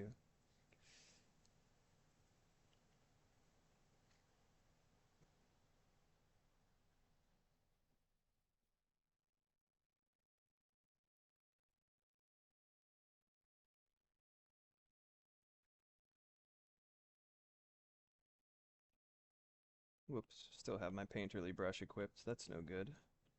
That's no good.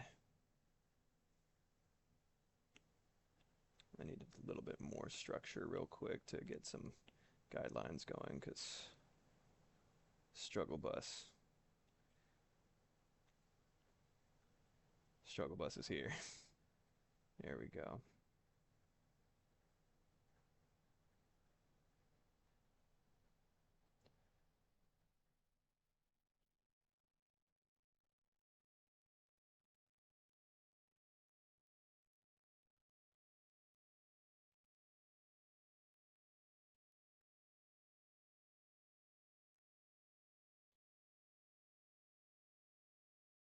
The very idea of just like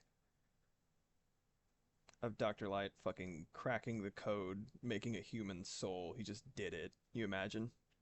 Yeah, boy, the struggle bus, choo choo. Yes, that thing that buses are known for doing. Choo choo. It's funny because I thought the same thing, Benjamin, and I just thought about how ridiculous it was, and then you said it in chat. I was like, you and me, buddy.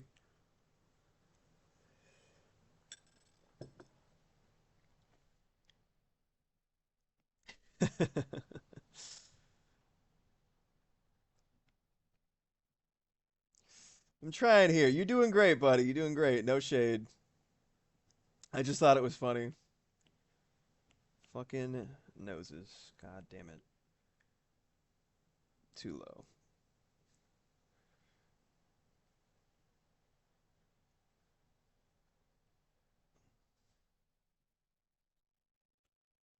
Let me zoom out a little bit. God, I said it in my Metal Gear playthrough in earnest. I didn't even think about it then. And now I love it so much. All aboard the struggle bus, choo choo. Yeah, man.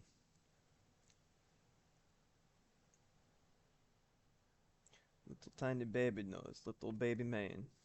He's got the little baby nose because he's a little baby man. Small and tiny little baby man.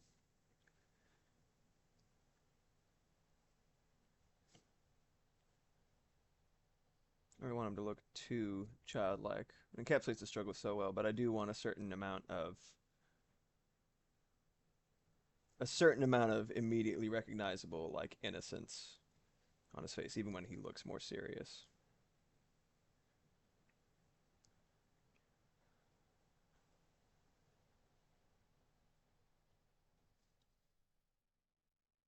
Maybe I'll move all of that up a little bit.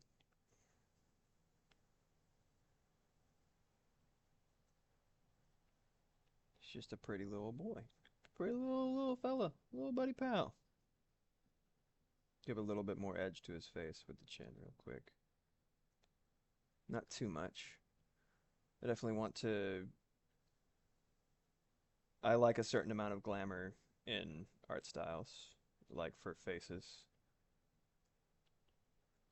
One of my favorite anime or pseudo anime art styles is definitely the Castlevania adaptation. Spencer Wan was the animation director as well as a character designer, if I recall correctly. That dude, I think he was 19 when he started working on Castlevania. God damn it. That shit, that shit's crazy to me. It's so crazy to me. People just like, God, I think about what would have happened if I had thought about doing animation earlier. It's one of those things where it's like, especially of our generation, it's just like you're not you're not encouraged to make art, you know, professionally in any capacity or whatever. And if you're poor, it's like you depend on scholarships, and I just didn't. I was way too fucking like lazy and confused and paralyzed by the concept of anything bureaucratic back then. So like I was like there was really no chance for me to do anything but like bumble my way into whatever it was. I happened to have been doing theater. My buddy was like signing up for like a special 2 year theater program. I was like, actors exist. That's kind of cool. I don't have anything else in mind. Whatever, sure. Like imagine what I could have done if I had gone to animation school. Crazy. But now things exist where I can study on my own time and just gruelingly punish myself trying to do it, you know, on my own and learn on my own, where motivation's a thing. But yeah. Oh, yeah, yeah, yeah, yeah. Yeah, he's friends with Drawfee, dude is skilled. Spencer Wan's amazing. I love him. Also, he's very gay and he does archery, and I'm like, nice. Nice. He's a cool motherfucker. Mad respect. Love what he did with the Hades 2 trailer. Did you see it with Hecate and everything? Oh, the composition. Oh, the animation. Incredible. Very, very talented brother. I love him. Nothing but respect. But yeah, I love the sort of like mixture between anime and Western sensibilities. Maybe a little bit more here. Dude, you need to see that shit. Oh, oh, it's so good. It's really good. It's quick. It's phenomenal. I'm pretty sure it was Spencer One. Let me know if I'm wrong, please. Always. In comments too. Let me know if I'm wrong. Because I just say what I believe to be true. I'm just a person. I don't. I'm gonna start saying this. I thought about this recently. I'm gonna start saying on stream. I'm gonna start saying citation needed when I when I say like something that I heard that is unverified because it's frequent. But very few people like if I'm doing a video essay, it's my responsibility to make sure that I'm not spreading misinformation. I'm just gabbing. I heard what I heard, and if I'm wrong, please let me know. But I'm just talking, man. It's just what I heard. Mo believes in me and my knowledge for a lot of stuff, so I appreciate that. Thank you, Mo. Thank you, bro. But yeah, uh, some things, I need a little bit of verification. Let me know if I'm wrong, please. I beg you. Look at this little angel. Look at his little face. He's so pensive. He doesn't want to fight. He doesn't want to fight no more. Add a little bit of that.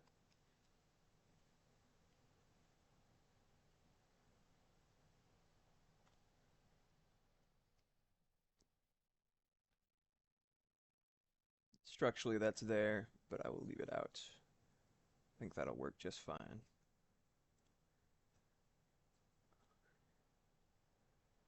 All right.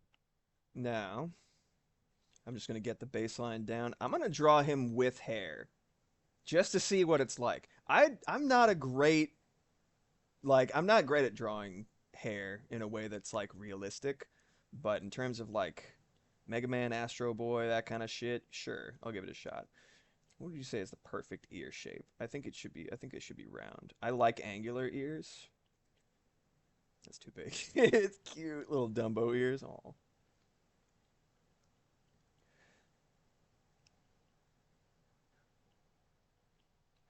I'm just like every once in a while I think about it. I'm like, if I were to make that ear's too big. If I were to make like a human from scratch, what the fuck would I make them look like?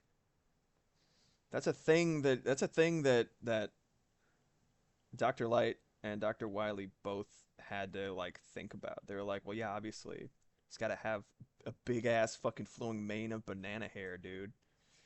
Why wouldn't he? This is the perfect guy. This is the perfect person. Hot, yeah. Banana hair, yeah. Absolutely. But yeah, like obviously you want to make something that is like what you believe to be universally attractive or beautiful. I know. I'm just messing with you. Attractive to me. Yeah, exactly. I feel like Dr. Light designed X to be his son, and Dr. Wily designed Zero to be a baddie. You know what I mean? Like, yeah, exactly, exactly. Yeah. Well, I mean, it's like animating, like anytime you see, right? Right? Well, universally, like, say like there is nothing that can compare to the thirst that is required for an animator to animate something that is hot to them. And it's not as in like they need a lot of it to, but it's like, but like the energy that's generated by that chemical reaction of neuron activation from me drawing something that is hot to me and then watching it move and then drawing more of it. You see it. Red Hot Riding Hood by fucking goddamn what's his name? Tex Avery. Jessica Rabbit. Somebody like if an animator is given the note, make it sexy, they'd be like, you asked for it, bitch. And then they'll be there overtime. 24 hours, 48 hours, 72 hours on one little scene because they're like, oh, she's so fucking hot. You know what I mean? That is, you bottle that shit, you power an entire city. No problem. Yeah, right? Kendra Knight, this robot fucks. That's what the design says. Dr. Wily. Yeah. I want you to look at this dude and just be like, he's packing heat. Boner powered vehicle. You would be able to go to space with that level of boner. It's crazy. Oh yeah, I was talking about how good of a sleep aid this is going to be, and then I started talking about boners and creation. That's probably less good now, but you know what? My point remains valid. It's true, man. Tell me I'm wrong. You can't.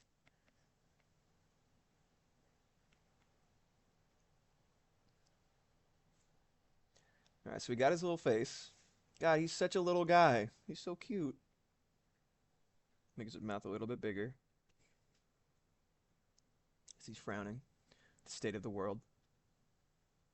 Little centerpiece of his little eyes. How can we tap into the Rule 34 website? Right. If you hook that shit up like the Matrix, dude, if you could power shit based on arousal, the adult industry would have a monopoly. The adult entertainment industry would rule the world more than it already does, probably, if I'm being honest. It's so weird the way, like, how much of an important part of the zeitgeist adult entertainment is, and like the weird tropes and shit that you see like popping up into like popular culture. You're like, what the fuck are you talking about? And then you're like, oh, it's from what? Oh, okay, cool. You know what I mean? Like, but it's an inherently Puritan culture, so we don't talk about it. But everybody was like, what are you doing, step bro? For like until now. It's been like what, like 10 years? I didn't even see a single one of those fucking things. And I would be honest if I had. I don't give a shit. I didn't see a single one of those, but I was like, what are you doing, step? When it's funny. But that's a thing. It's part of the zeitgeist. Everybody's like, we don't talk about that. No, not in my Christian continent. It's like, no, this shit is happening. It's weird. Clean energy forever. Dirty energy, Kenjamin. Dirty energy. That's what it is. There's nothing clean about it. By design. Utah could have so much green energy. Man, you talking shit about Utah? I don't give a shit about Utah. That's pretty recent, not 10 years, but yeah. Ew, yeah, for sure. Wait, I missed the train. What are we talking about? Just go with it, buddy. It's all right. Don't worry about it.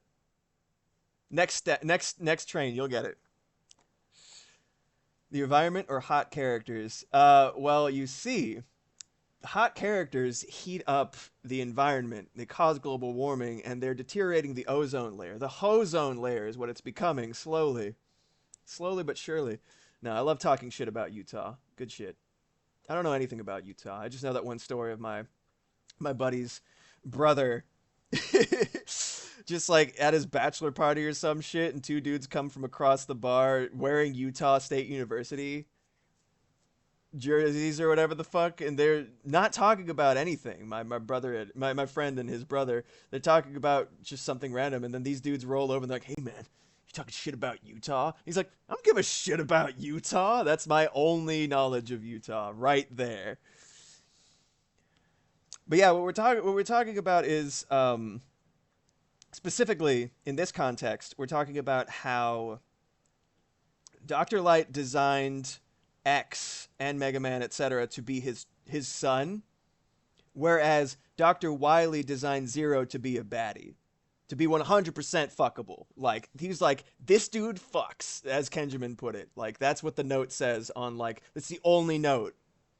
Like, oh, fucking, yeah. Oh, like, look at him. Salt Lake is there, and Mormons are there. Oh, and Red Rocks? That's all I know about Utah. Now I know more about Utah. Education. Black food. Dr. Wily knew what he was doing. Exactly! Exactly! He knew! Ugh, I love that shit. I might actually next Mega Monday, I might pull up just for context, the PSX version of Mega Man X3's intro. Oh, it's so fucking cool. And Vile shows up. X is like, "Oh no!" And Vile shows up, about to shoot his arm cannon at him, and he gets cut in half. And Zero's just standing there, like,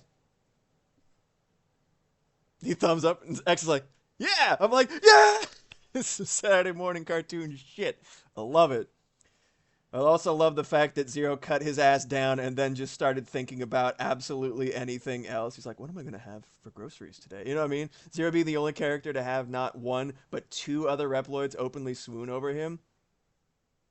He fucks! That's his job! Oh.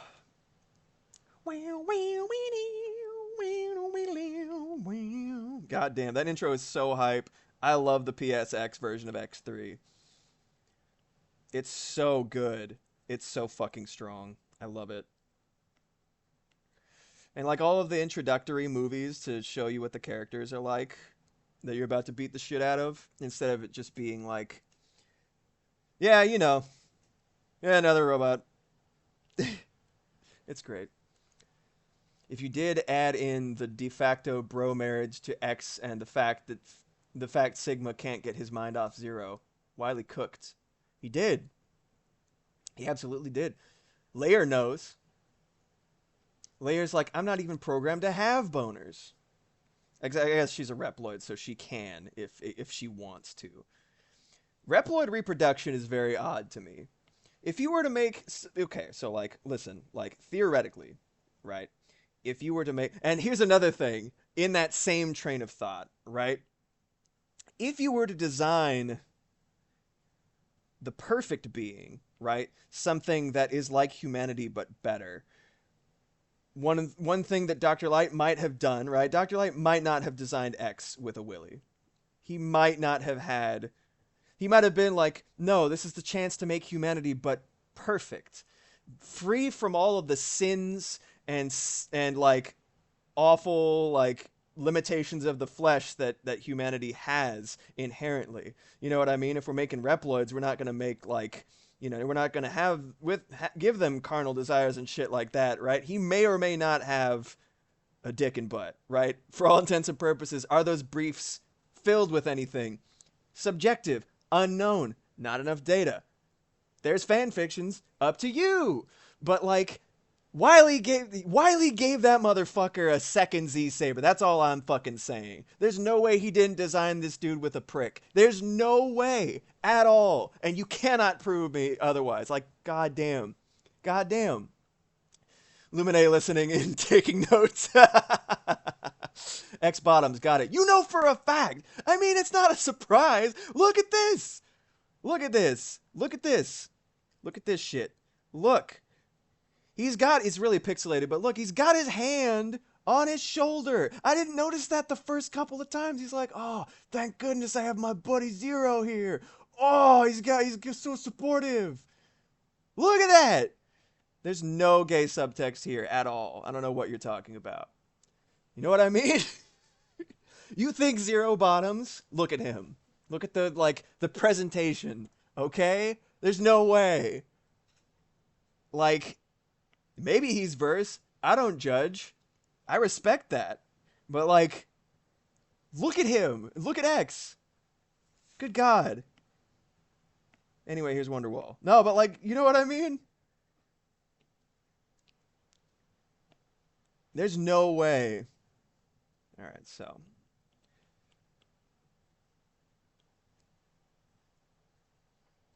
I'm going to make this a little more transparent so I can figure out exactly where to put this. His eyebrows are going to be black.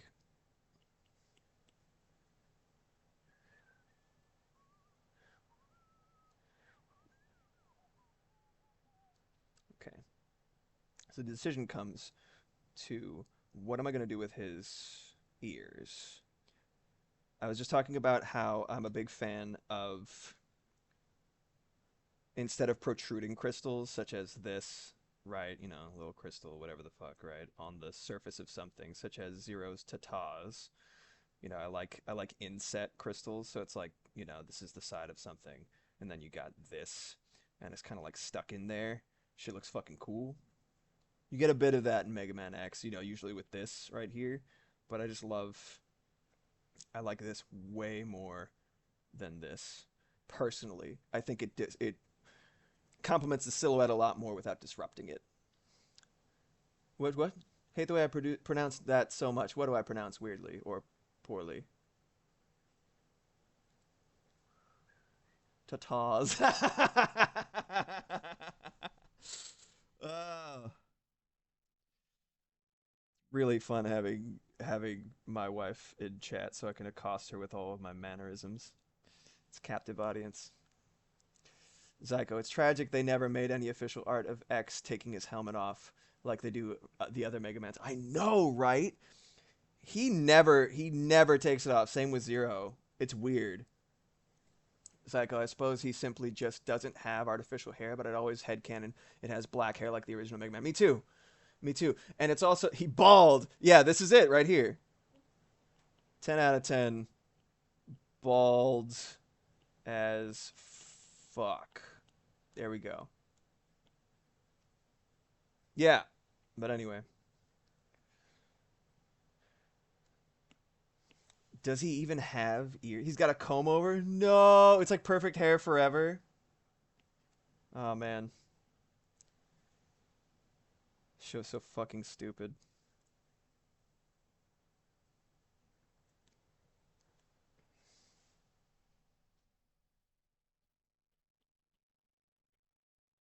Is it too low? It's weird because like I wanted to have eyebrows, especially after seeing Lumine, but like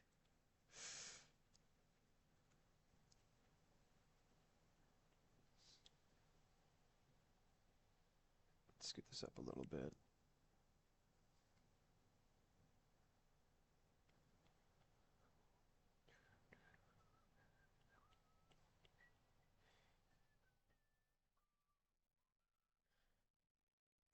I have never loved the way that X's helmet looked more than in the intro for X4. Something about the way that they did his cheek, and then like went like that in there, and there's like the darkness in there. I was like, oh, it looked so cool the way that they did it. Kenj, I mean, if Zero is okay with X leaving the helmet on during, that's between them. Who am I? Who am I to disagree? As they say,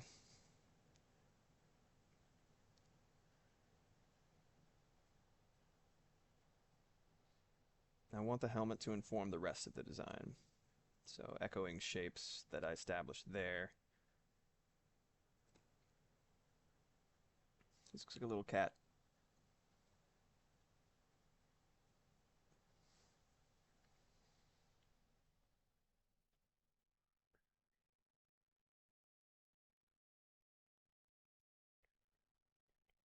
I know he has the sort of like this shape originally. I'm going to try to unify. This is definitely zero style. Although that will reduce the impact of the X armor, making him look more like Zero.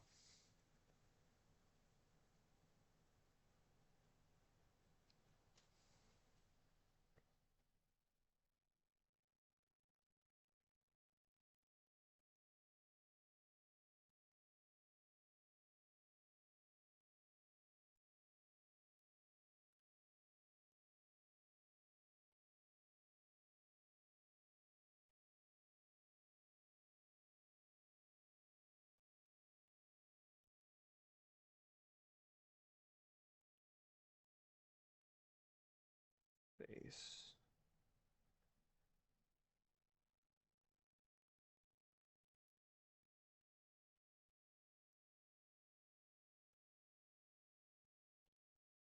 Yeah, I'm not a huge fan. I don't necessarily like I see where it came from, but I don't really enjoy how the Tatsuya Yoshikawa design for Zero's helmet just completely gutted the aerodynamic quality of it.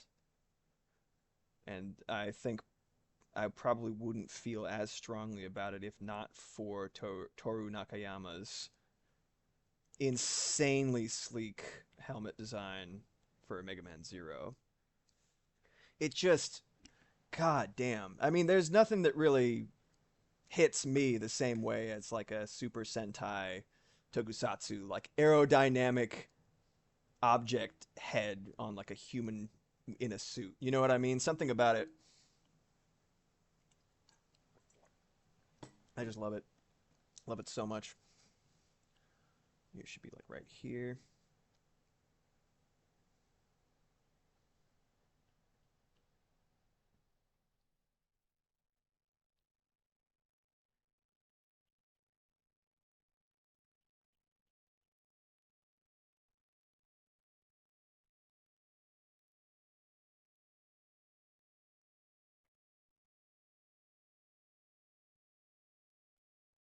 Hold on 1 second. Let me go ahead and I think I have my shit here. My previous redesign, which I really enjoy. It's kind of inset there. It's because I managed to show you the other stuff, but not the most current one that I did like a couple times ago.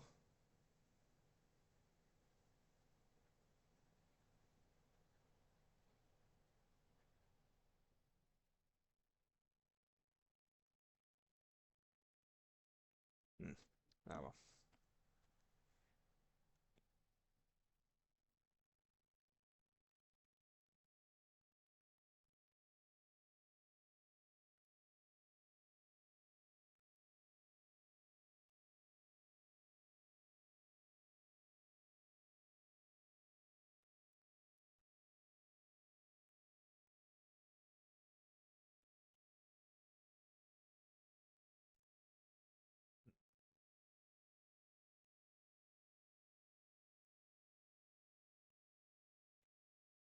Have another pass at it.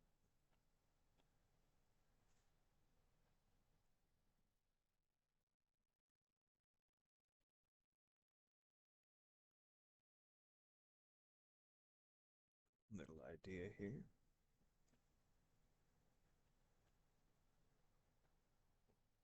Make it look explicitly more like a little bit more like a tiara or a circlet. Suggest it. I'm a big fan of not doing anything too on the nose.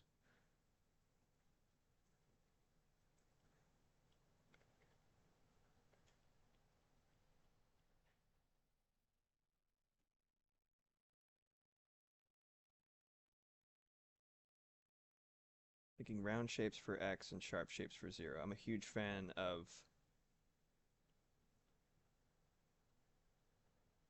that particular, like if you have a character, they're all sharp and this person's all round, and there's like a midway point between the two of them, just like in them being in the same company, right?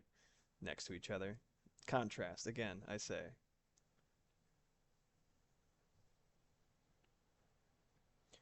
We got the base established.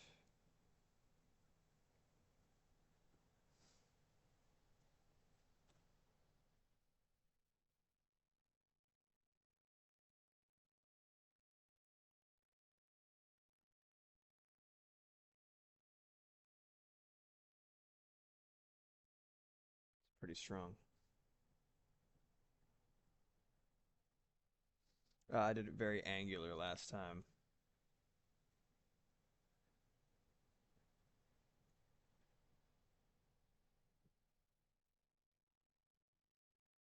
Let me see if I could send it to myself real quick. Yeah. Fuck it. Fuck it. I've got it though.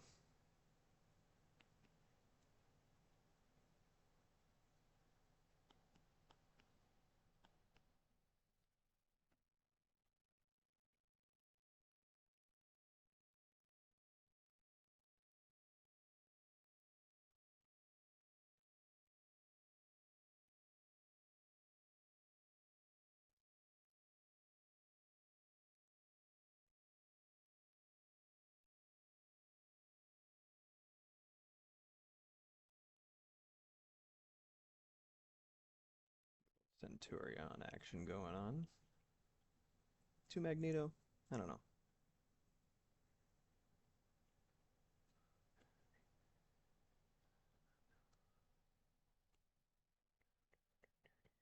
Right?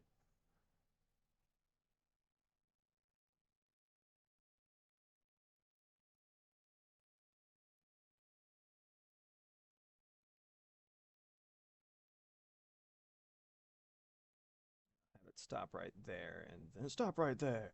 And then I'll add the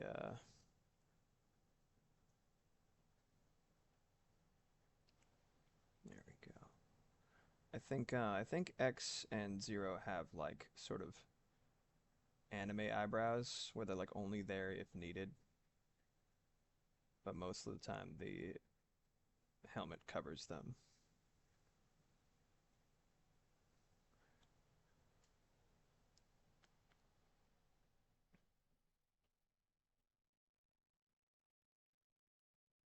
I like the sort of round face. The Zero sort of sideburns. The sideburns are more for Zero. There you go. Because I've been going back and forth between more lineless stuff and more, you know, traditional sketchy type stuff. It's become a little bit like kind of confusing which place to start with. You know, if I'm like, oh, I'm starting with big shapes and kind of refining them down, it's a lot easier to do that with like solid block color and painting type stuff than it is to do that with sketches. It gets really, really messy and congested really quickly.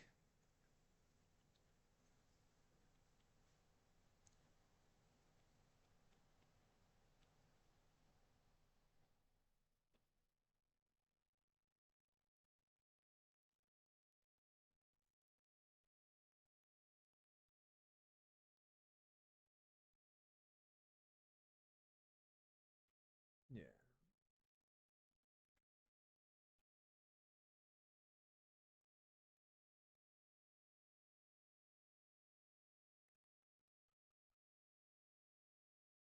It has to be kind of cylindrical, so the version that I drew of original Mega Man, I made his head look kind of like a lemon as sort of like a reference, partially as a reference to him shooting lemons, and partially um, just because it was like a stronger interpretation of the silhouette with the round, the little nubs on either side, like a, you know, like a lemon.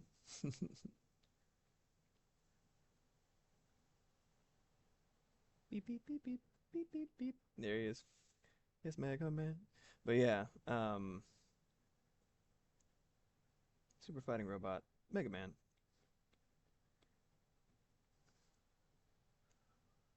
I don't want him to look too much like Tron.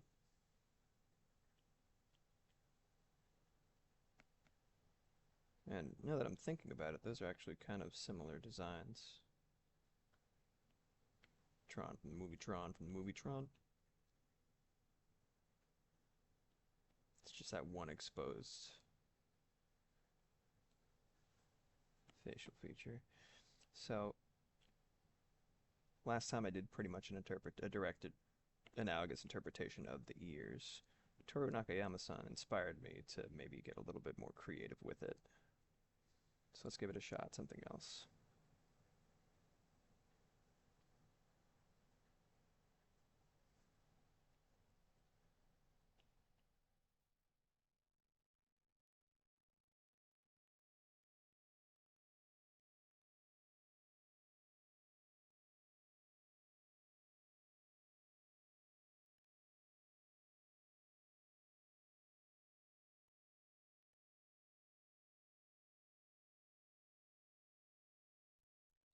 Start with the arch, decide on that.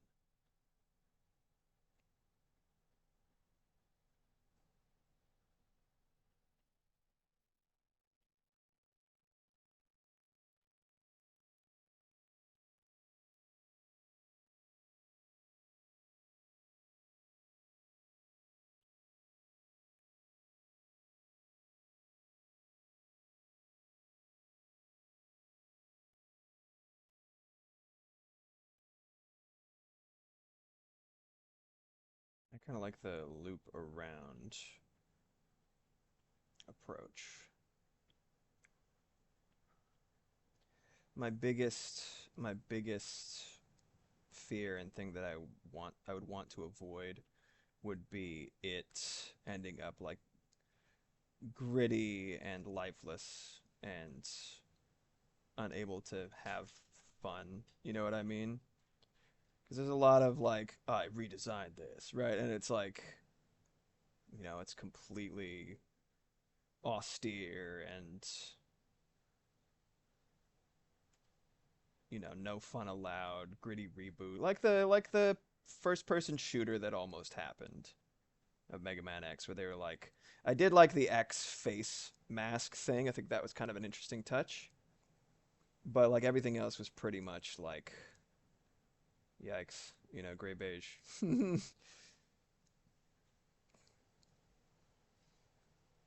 One thing I like about X is uh, the idea of X's design, right? Is it leaving room for it to be the first stage of like another form, right? It sort of sets the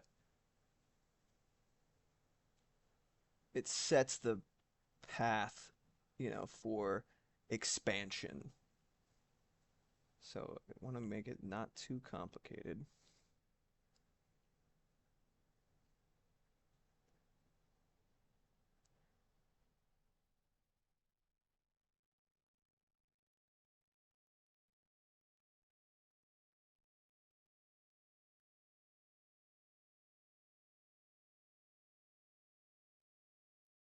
Okay, like these right here.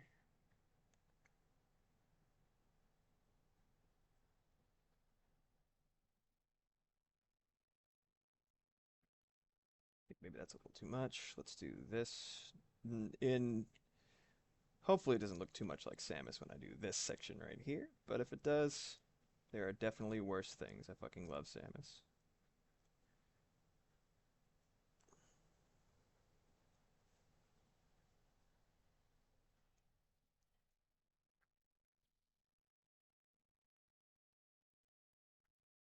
Yeah, that's an interesting idea.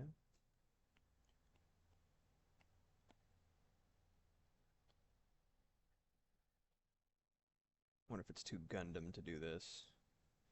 Sort of opening right here.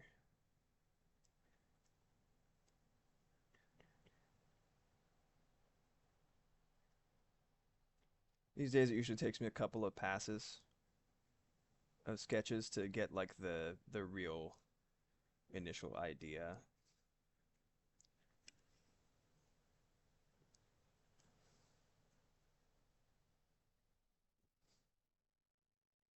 Keep that round. I do quite like that.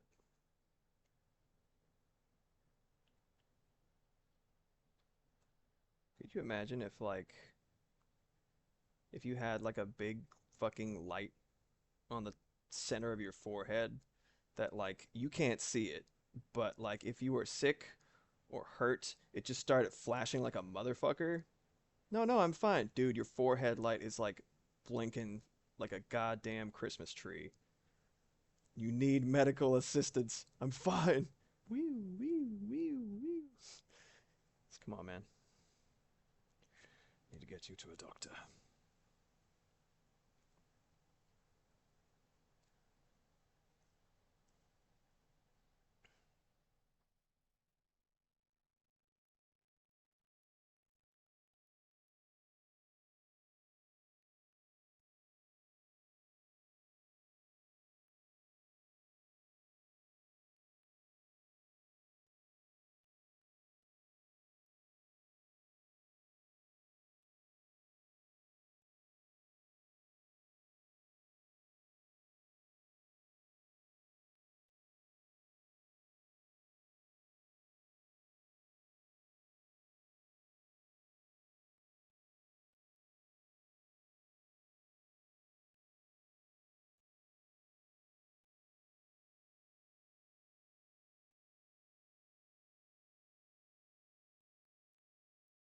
Before I had like a kind of wing situation, kind of echoing what they did, Nakayama-san did with his design.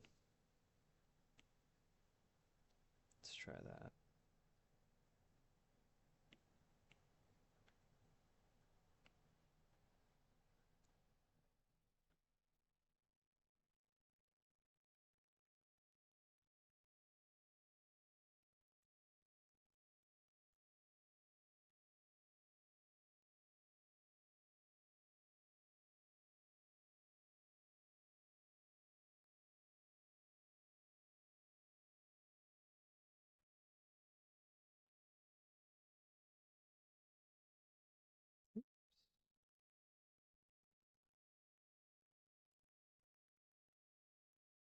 Pretty sleek. Holds together nicely. It's kind of giving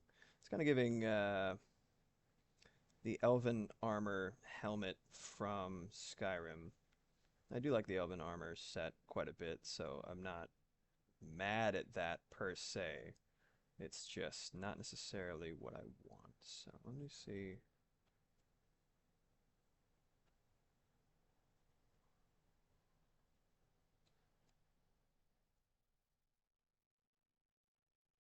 Make this more pronounced, so give it that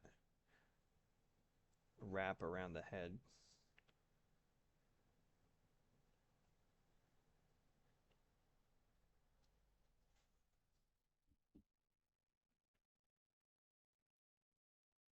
You've been replaying. I actually saw that. Yeah, I saw you. Went beep, beep. It popped up that you were playing Skyrim. That's great. I love Skyrim, man. I bought that game so many times, more times than it deserves, honestly. It's really, really convenient to have it on the Switch.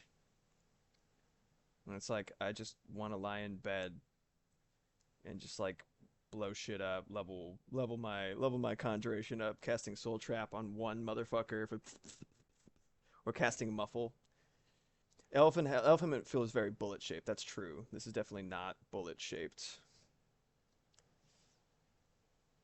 Maybe I'll have it a little bit lower.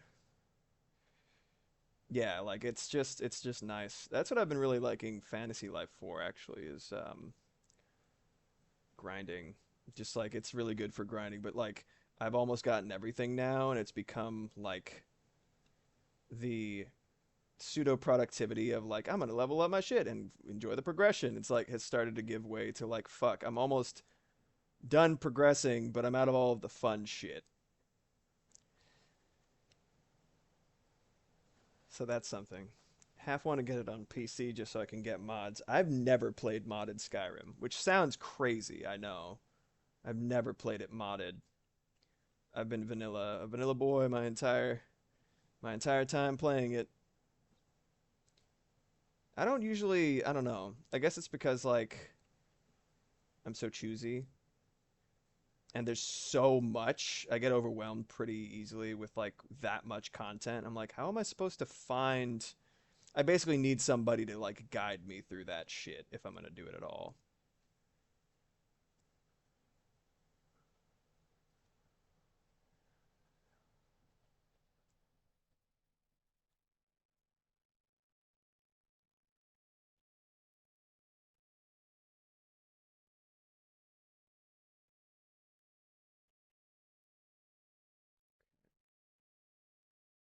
I'm not gonna lie, X is. I probably should have started with X's body or zero. Zero, I know what to do with more than anyone because I've done it so many times and I really liked it. But X, I really. One reason I'm glad I'm doing this is because I always have a hard time with X.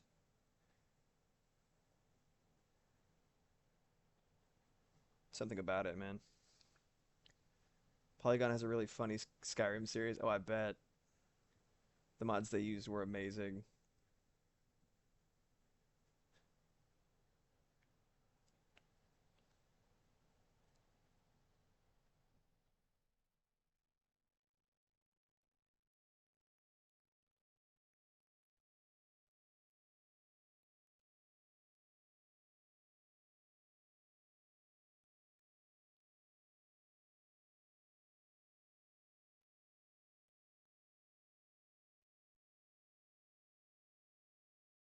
I've installed more darkness into my apartment. Oh yeah, it's like light fixtures, but they just make things darker. Dark fixtures.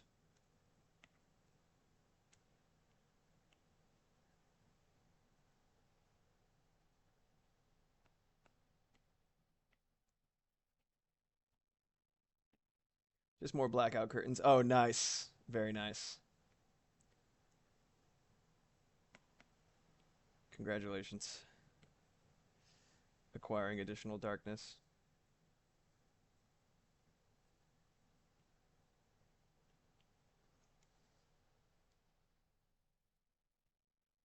I'm gonna take a little break from the helmet and move on to the actual like, whoop the actual body. Don't have too much time left, so I want to actually get something more on paper, so to speak. Not that it's actually paper, but let's get an actual silhouette going, and maybe that'll inform what I do with the helmet because I'm not super happy with it. I like his face though. That's something. So let's get. I feel like choosing what to do with the legs greatly informs the rest of the redesign.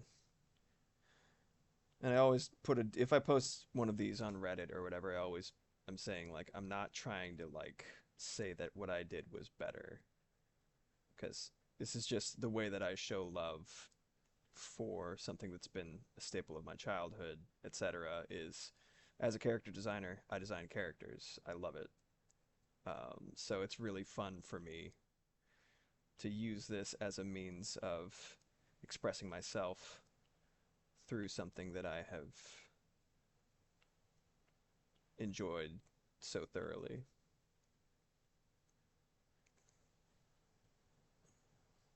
It's a little anatomical, but this is not going to actually make it into the design. It's just to block it out.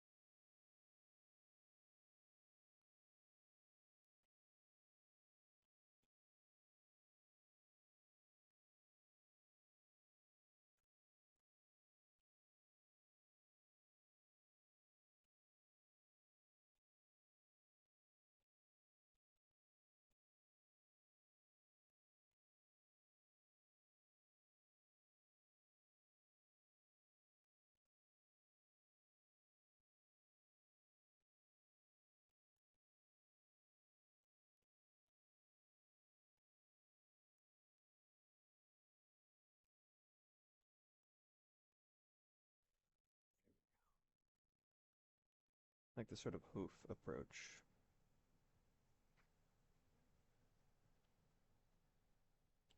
Because it kind of conveys that same kind of, you know, that ham shaped, for all intents and purposes, Mega Man leg.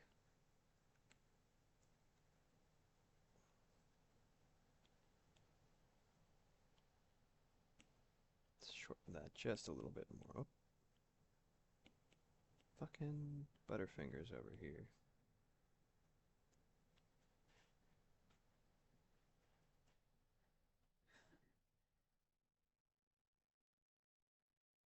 I'm thinking about the dashing for a minute, and I think I was thinking about speed skaters and how like because in Mega Man X you are, you know, I think it's really important to acknowledge that video games are often analogous experiences, as in like through it being a vessel for your control, through it like, you know, in order for it to work, it needs to be a video game. It needs to be interactable in a scale that you can perceive and control as the player, right? Like Pokemon battles are the main thing that got me thinking about this when I was younger, when it was like, it's, you know, what's the most of what's happening in Pokemon that makes it so compelling is in your imagination. Like when you're fighting, you know, when it's like a Charizard against, you know, I don't know, Bisharp or something. It's using Fire Blast, right? You see the same animation with, you know, like Pokemon has an attack animation and a special attack animation. Um, you know that like what's actually happening in the battle is, you know, when he flies to the side, it goes bah, you know, I mean, it's like you're interpreting it. Your brain knows that there's a difference between what is happening in the context of the video game and what would actually be happening that it is representing. So Mega Man, you know, what you're seeing is how the story is conveyed to you as a game, but you know what's actually happening is like he's zipping around on, you know, like that's why you have anime cutscenes and shit. You see him running up the wall in the PSX version of Mega Man X3, and you're like, oh yeah, fuck yeah, that's what's actually happening. I'm not just going, you know, he's not doing a little fucking pelvic thrust drum solo up the side of a building. He's like, oh, he's like running. You know, I mean, that you these represent things that are happening within the limitations of the technology. So it's like, I don't know. If I was thinking about like, well, if I were to design something that has like a super high mobility form of transportation, but was still humanoid, think about speed skaters. They're moving consistently. It's like rollerblading almost, but like, you know, they're dashing, right? It looks like they're running, but they're running like really fucking fast through a huge like because you know if you want something to be a human shape but also keep up with stuff, right? You know, that's not necessarily human, like vehicles or whatever, right? Yeah, he's got ride chasers. You could have fun with that, but also like just being able to boost a short distance might not be necessarily as valuable as having a sustained like speedy approach. So I was thinking about the how interesting it would be if his their legs kind of unfolded a little bit, and then they could do like, you know, kind of like speed skating things.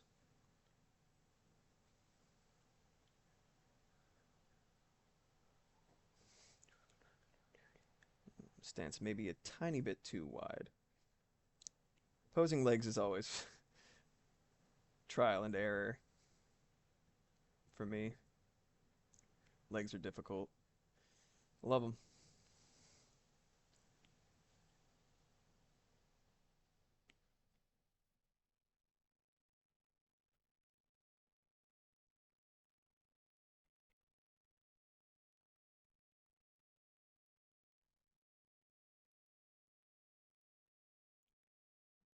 Three dimensional.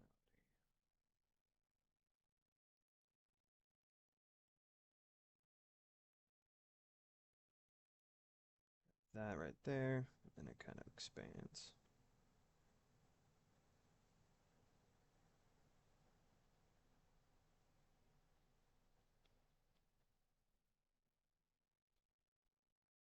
I'm kind of torn between how much, like, does he have, the sort of Sakurai approach, right? Which is like, he's got two, at least original Mega Man, has two X Busters, or two Busters, sorry, Mega Busters, right? And when he uses them both at once, they overheat. But like every single bit of art between the armor and regular X has Buster on right arm, and it looks completely different, right? And it's like we already have established that they have the capacity to like beam physical matter through light because that's how X and Mega Man and everybody has entered the scene every single time. So like, it's like, do they just show up? I feel like that's kind of a cop out, especially when you have the opportunity to just like design something to unfold. I love that shit. I said it before. I love transforming shit. I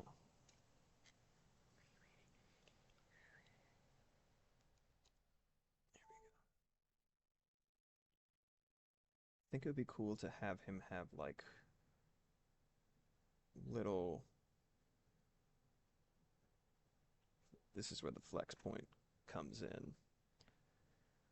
This sort of like single firm torso situation.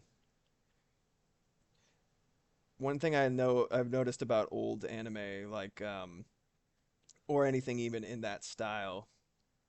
What was that called again? Which? I'm sorry. Things are just flying out of my mouth and I'm not paying attention to them.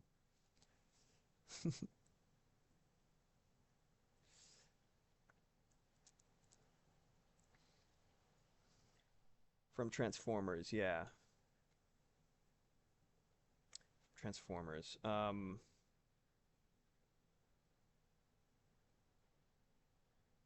sorry, man. I don't remember what I said.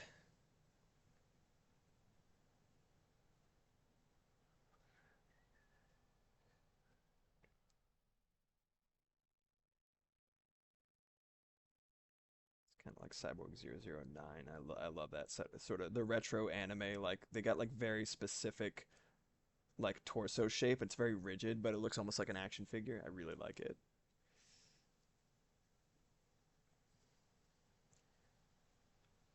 Kibble, yes. Kibble. Oh yeah, yeah, yeah, yeah, yeah. Kibble. Uh huh. You got me. You got me. I love that shit, dude.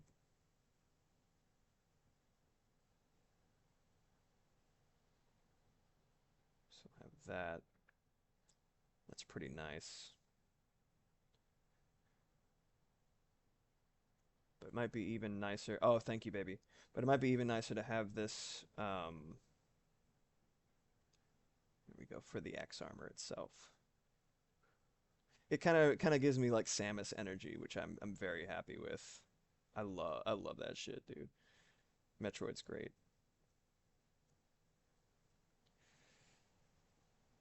So, in typical streamer fashion, spent all my time jabbering about dicks and butts, and only really just started character designing at 10 minutes from the end. So that's on brand. That's fine. Um, thank you so much for joining me, everybody. Um, I'm gonna head out. Um, probably gonna raid Brutal Moose because that's always fun. And he's still going. So always good to support your favorite content creators, big and small. Um, look, I'm designing a character. See? There he is. I know it's a bold choice, but what can I say? I'm a bold character designer. There he is. Boy. That was what it was missing all this time. Mega Man just needed a head that was just like a hot air balloon, tenuously suspended on his little body. But yeah, I like the shapes that I got developing so far. Giant head not included. Um, I'm pretty happy with it, even though it happened so late. I'm gonna be doing some more of this on my own time, between commissions. I'll probably post it somewhere if I ever finish it. If not, that's also on brand. Um, if you want to support me, this is a place to do it. If you want to follow me, these are the places to do it. And if you want to hang out with me in some capacity, parasocially or otherwise, there I am in the Discord. Join the Blecking Crew. It's a great spot. If you're not already there and you like my stuff, do it. It's worth it. It's fun. And now I'm gonna sign off. I'm gonna raid my buddy, my not buddy, but one of my favorite content creators, Brutal Moose, and you all take care of yourselves. All right. Peace. Until next time. Devil May Cry Day Friday. Actually happening this Friday. All right. Be there. I'll see you then. 6 to 9 PST. Nice. Bye.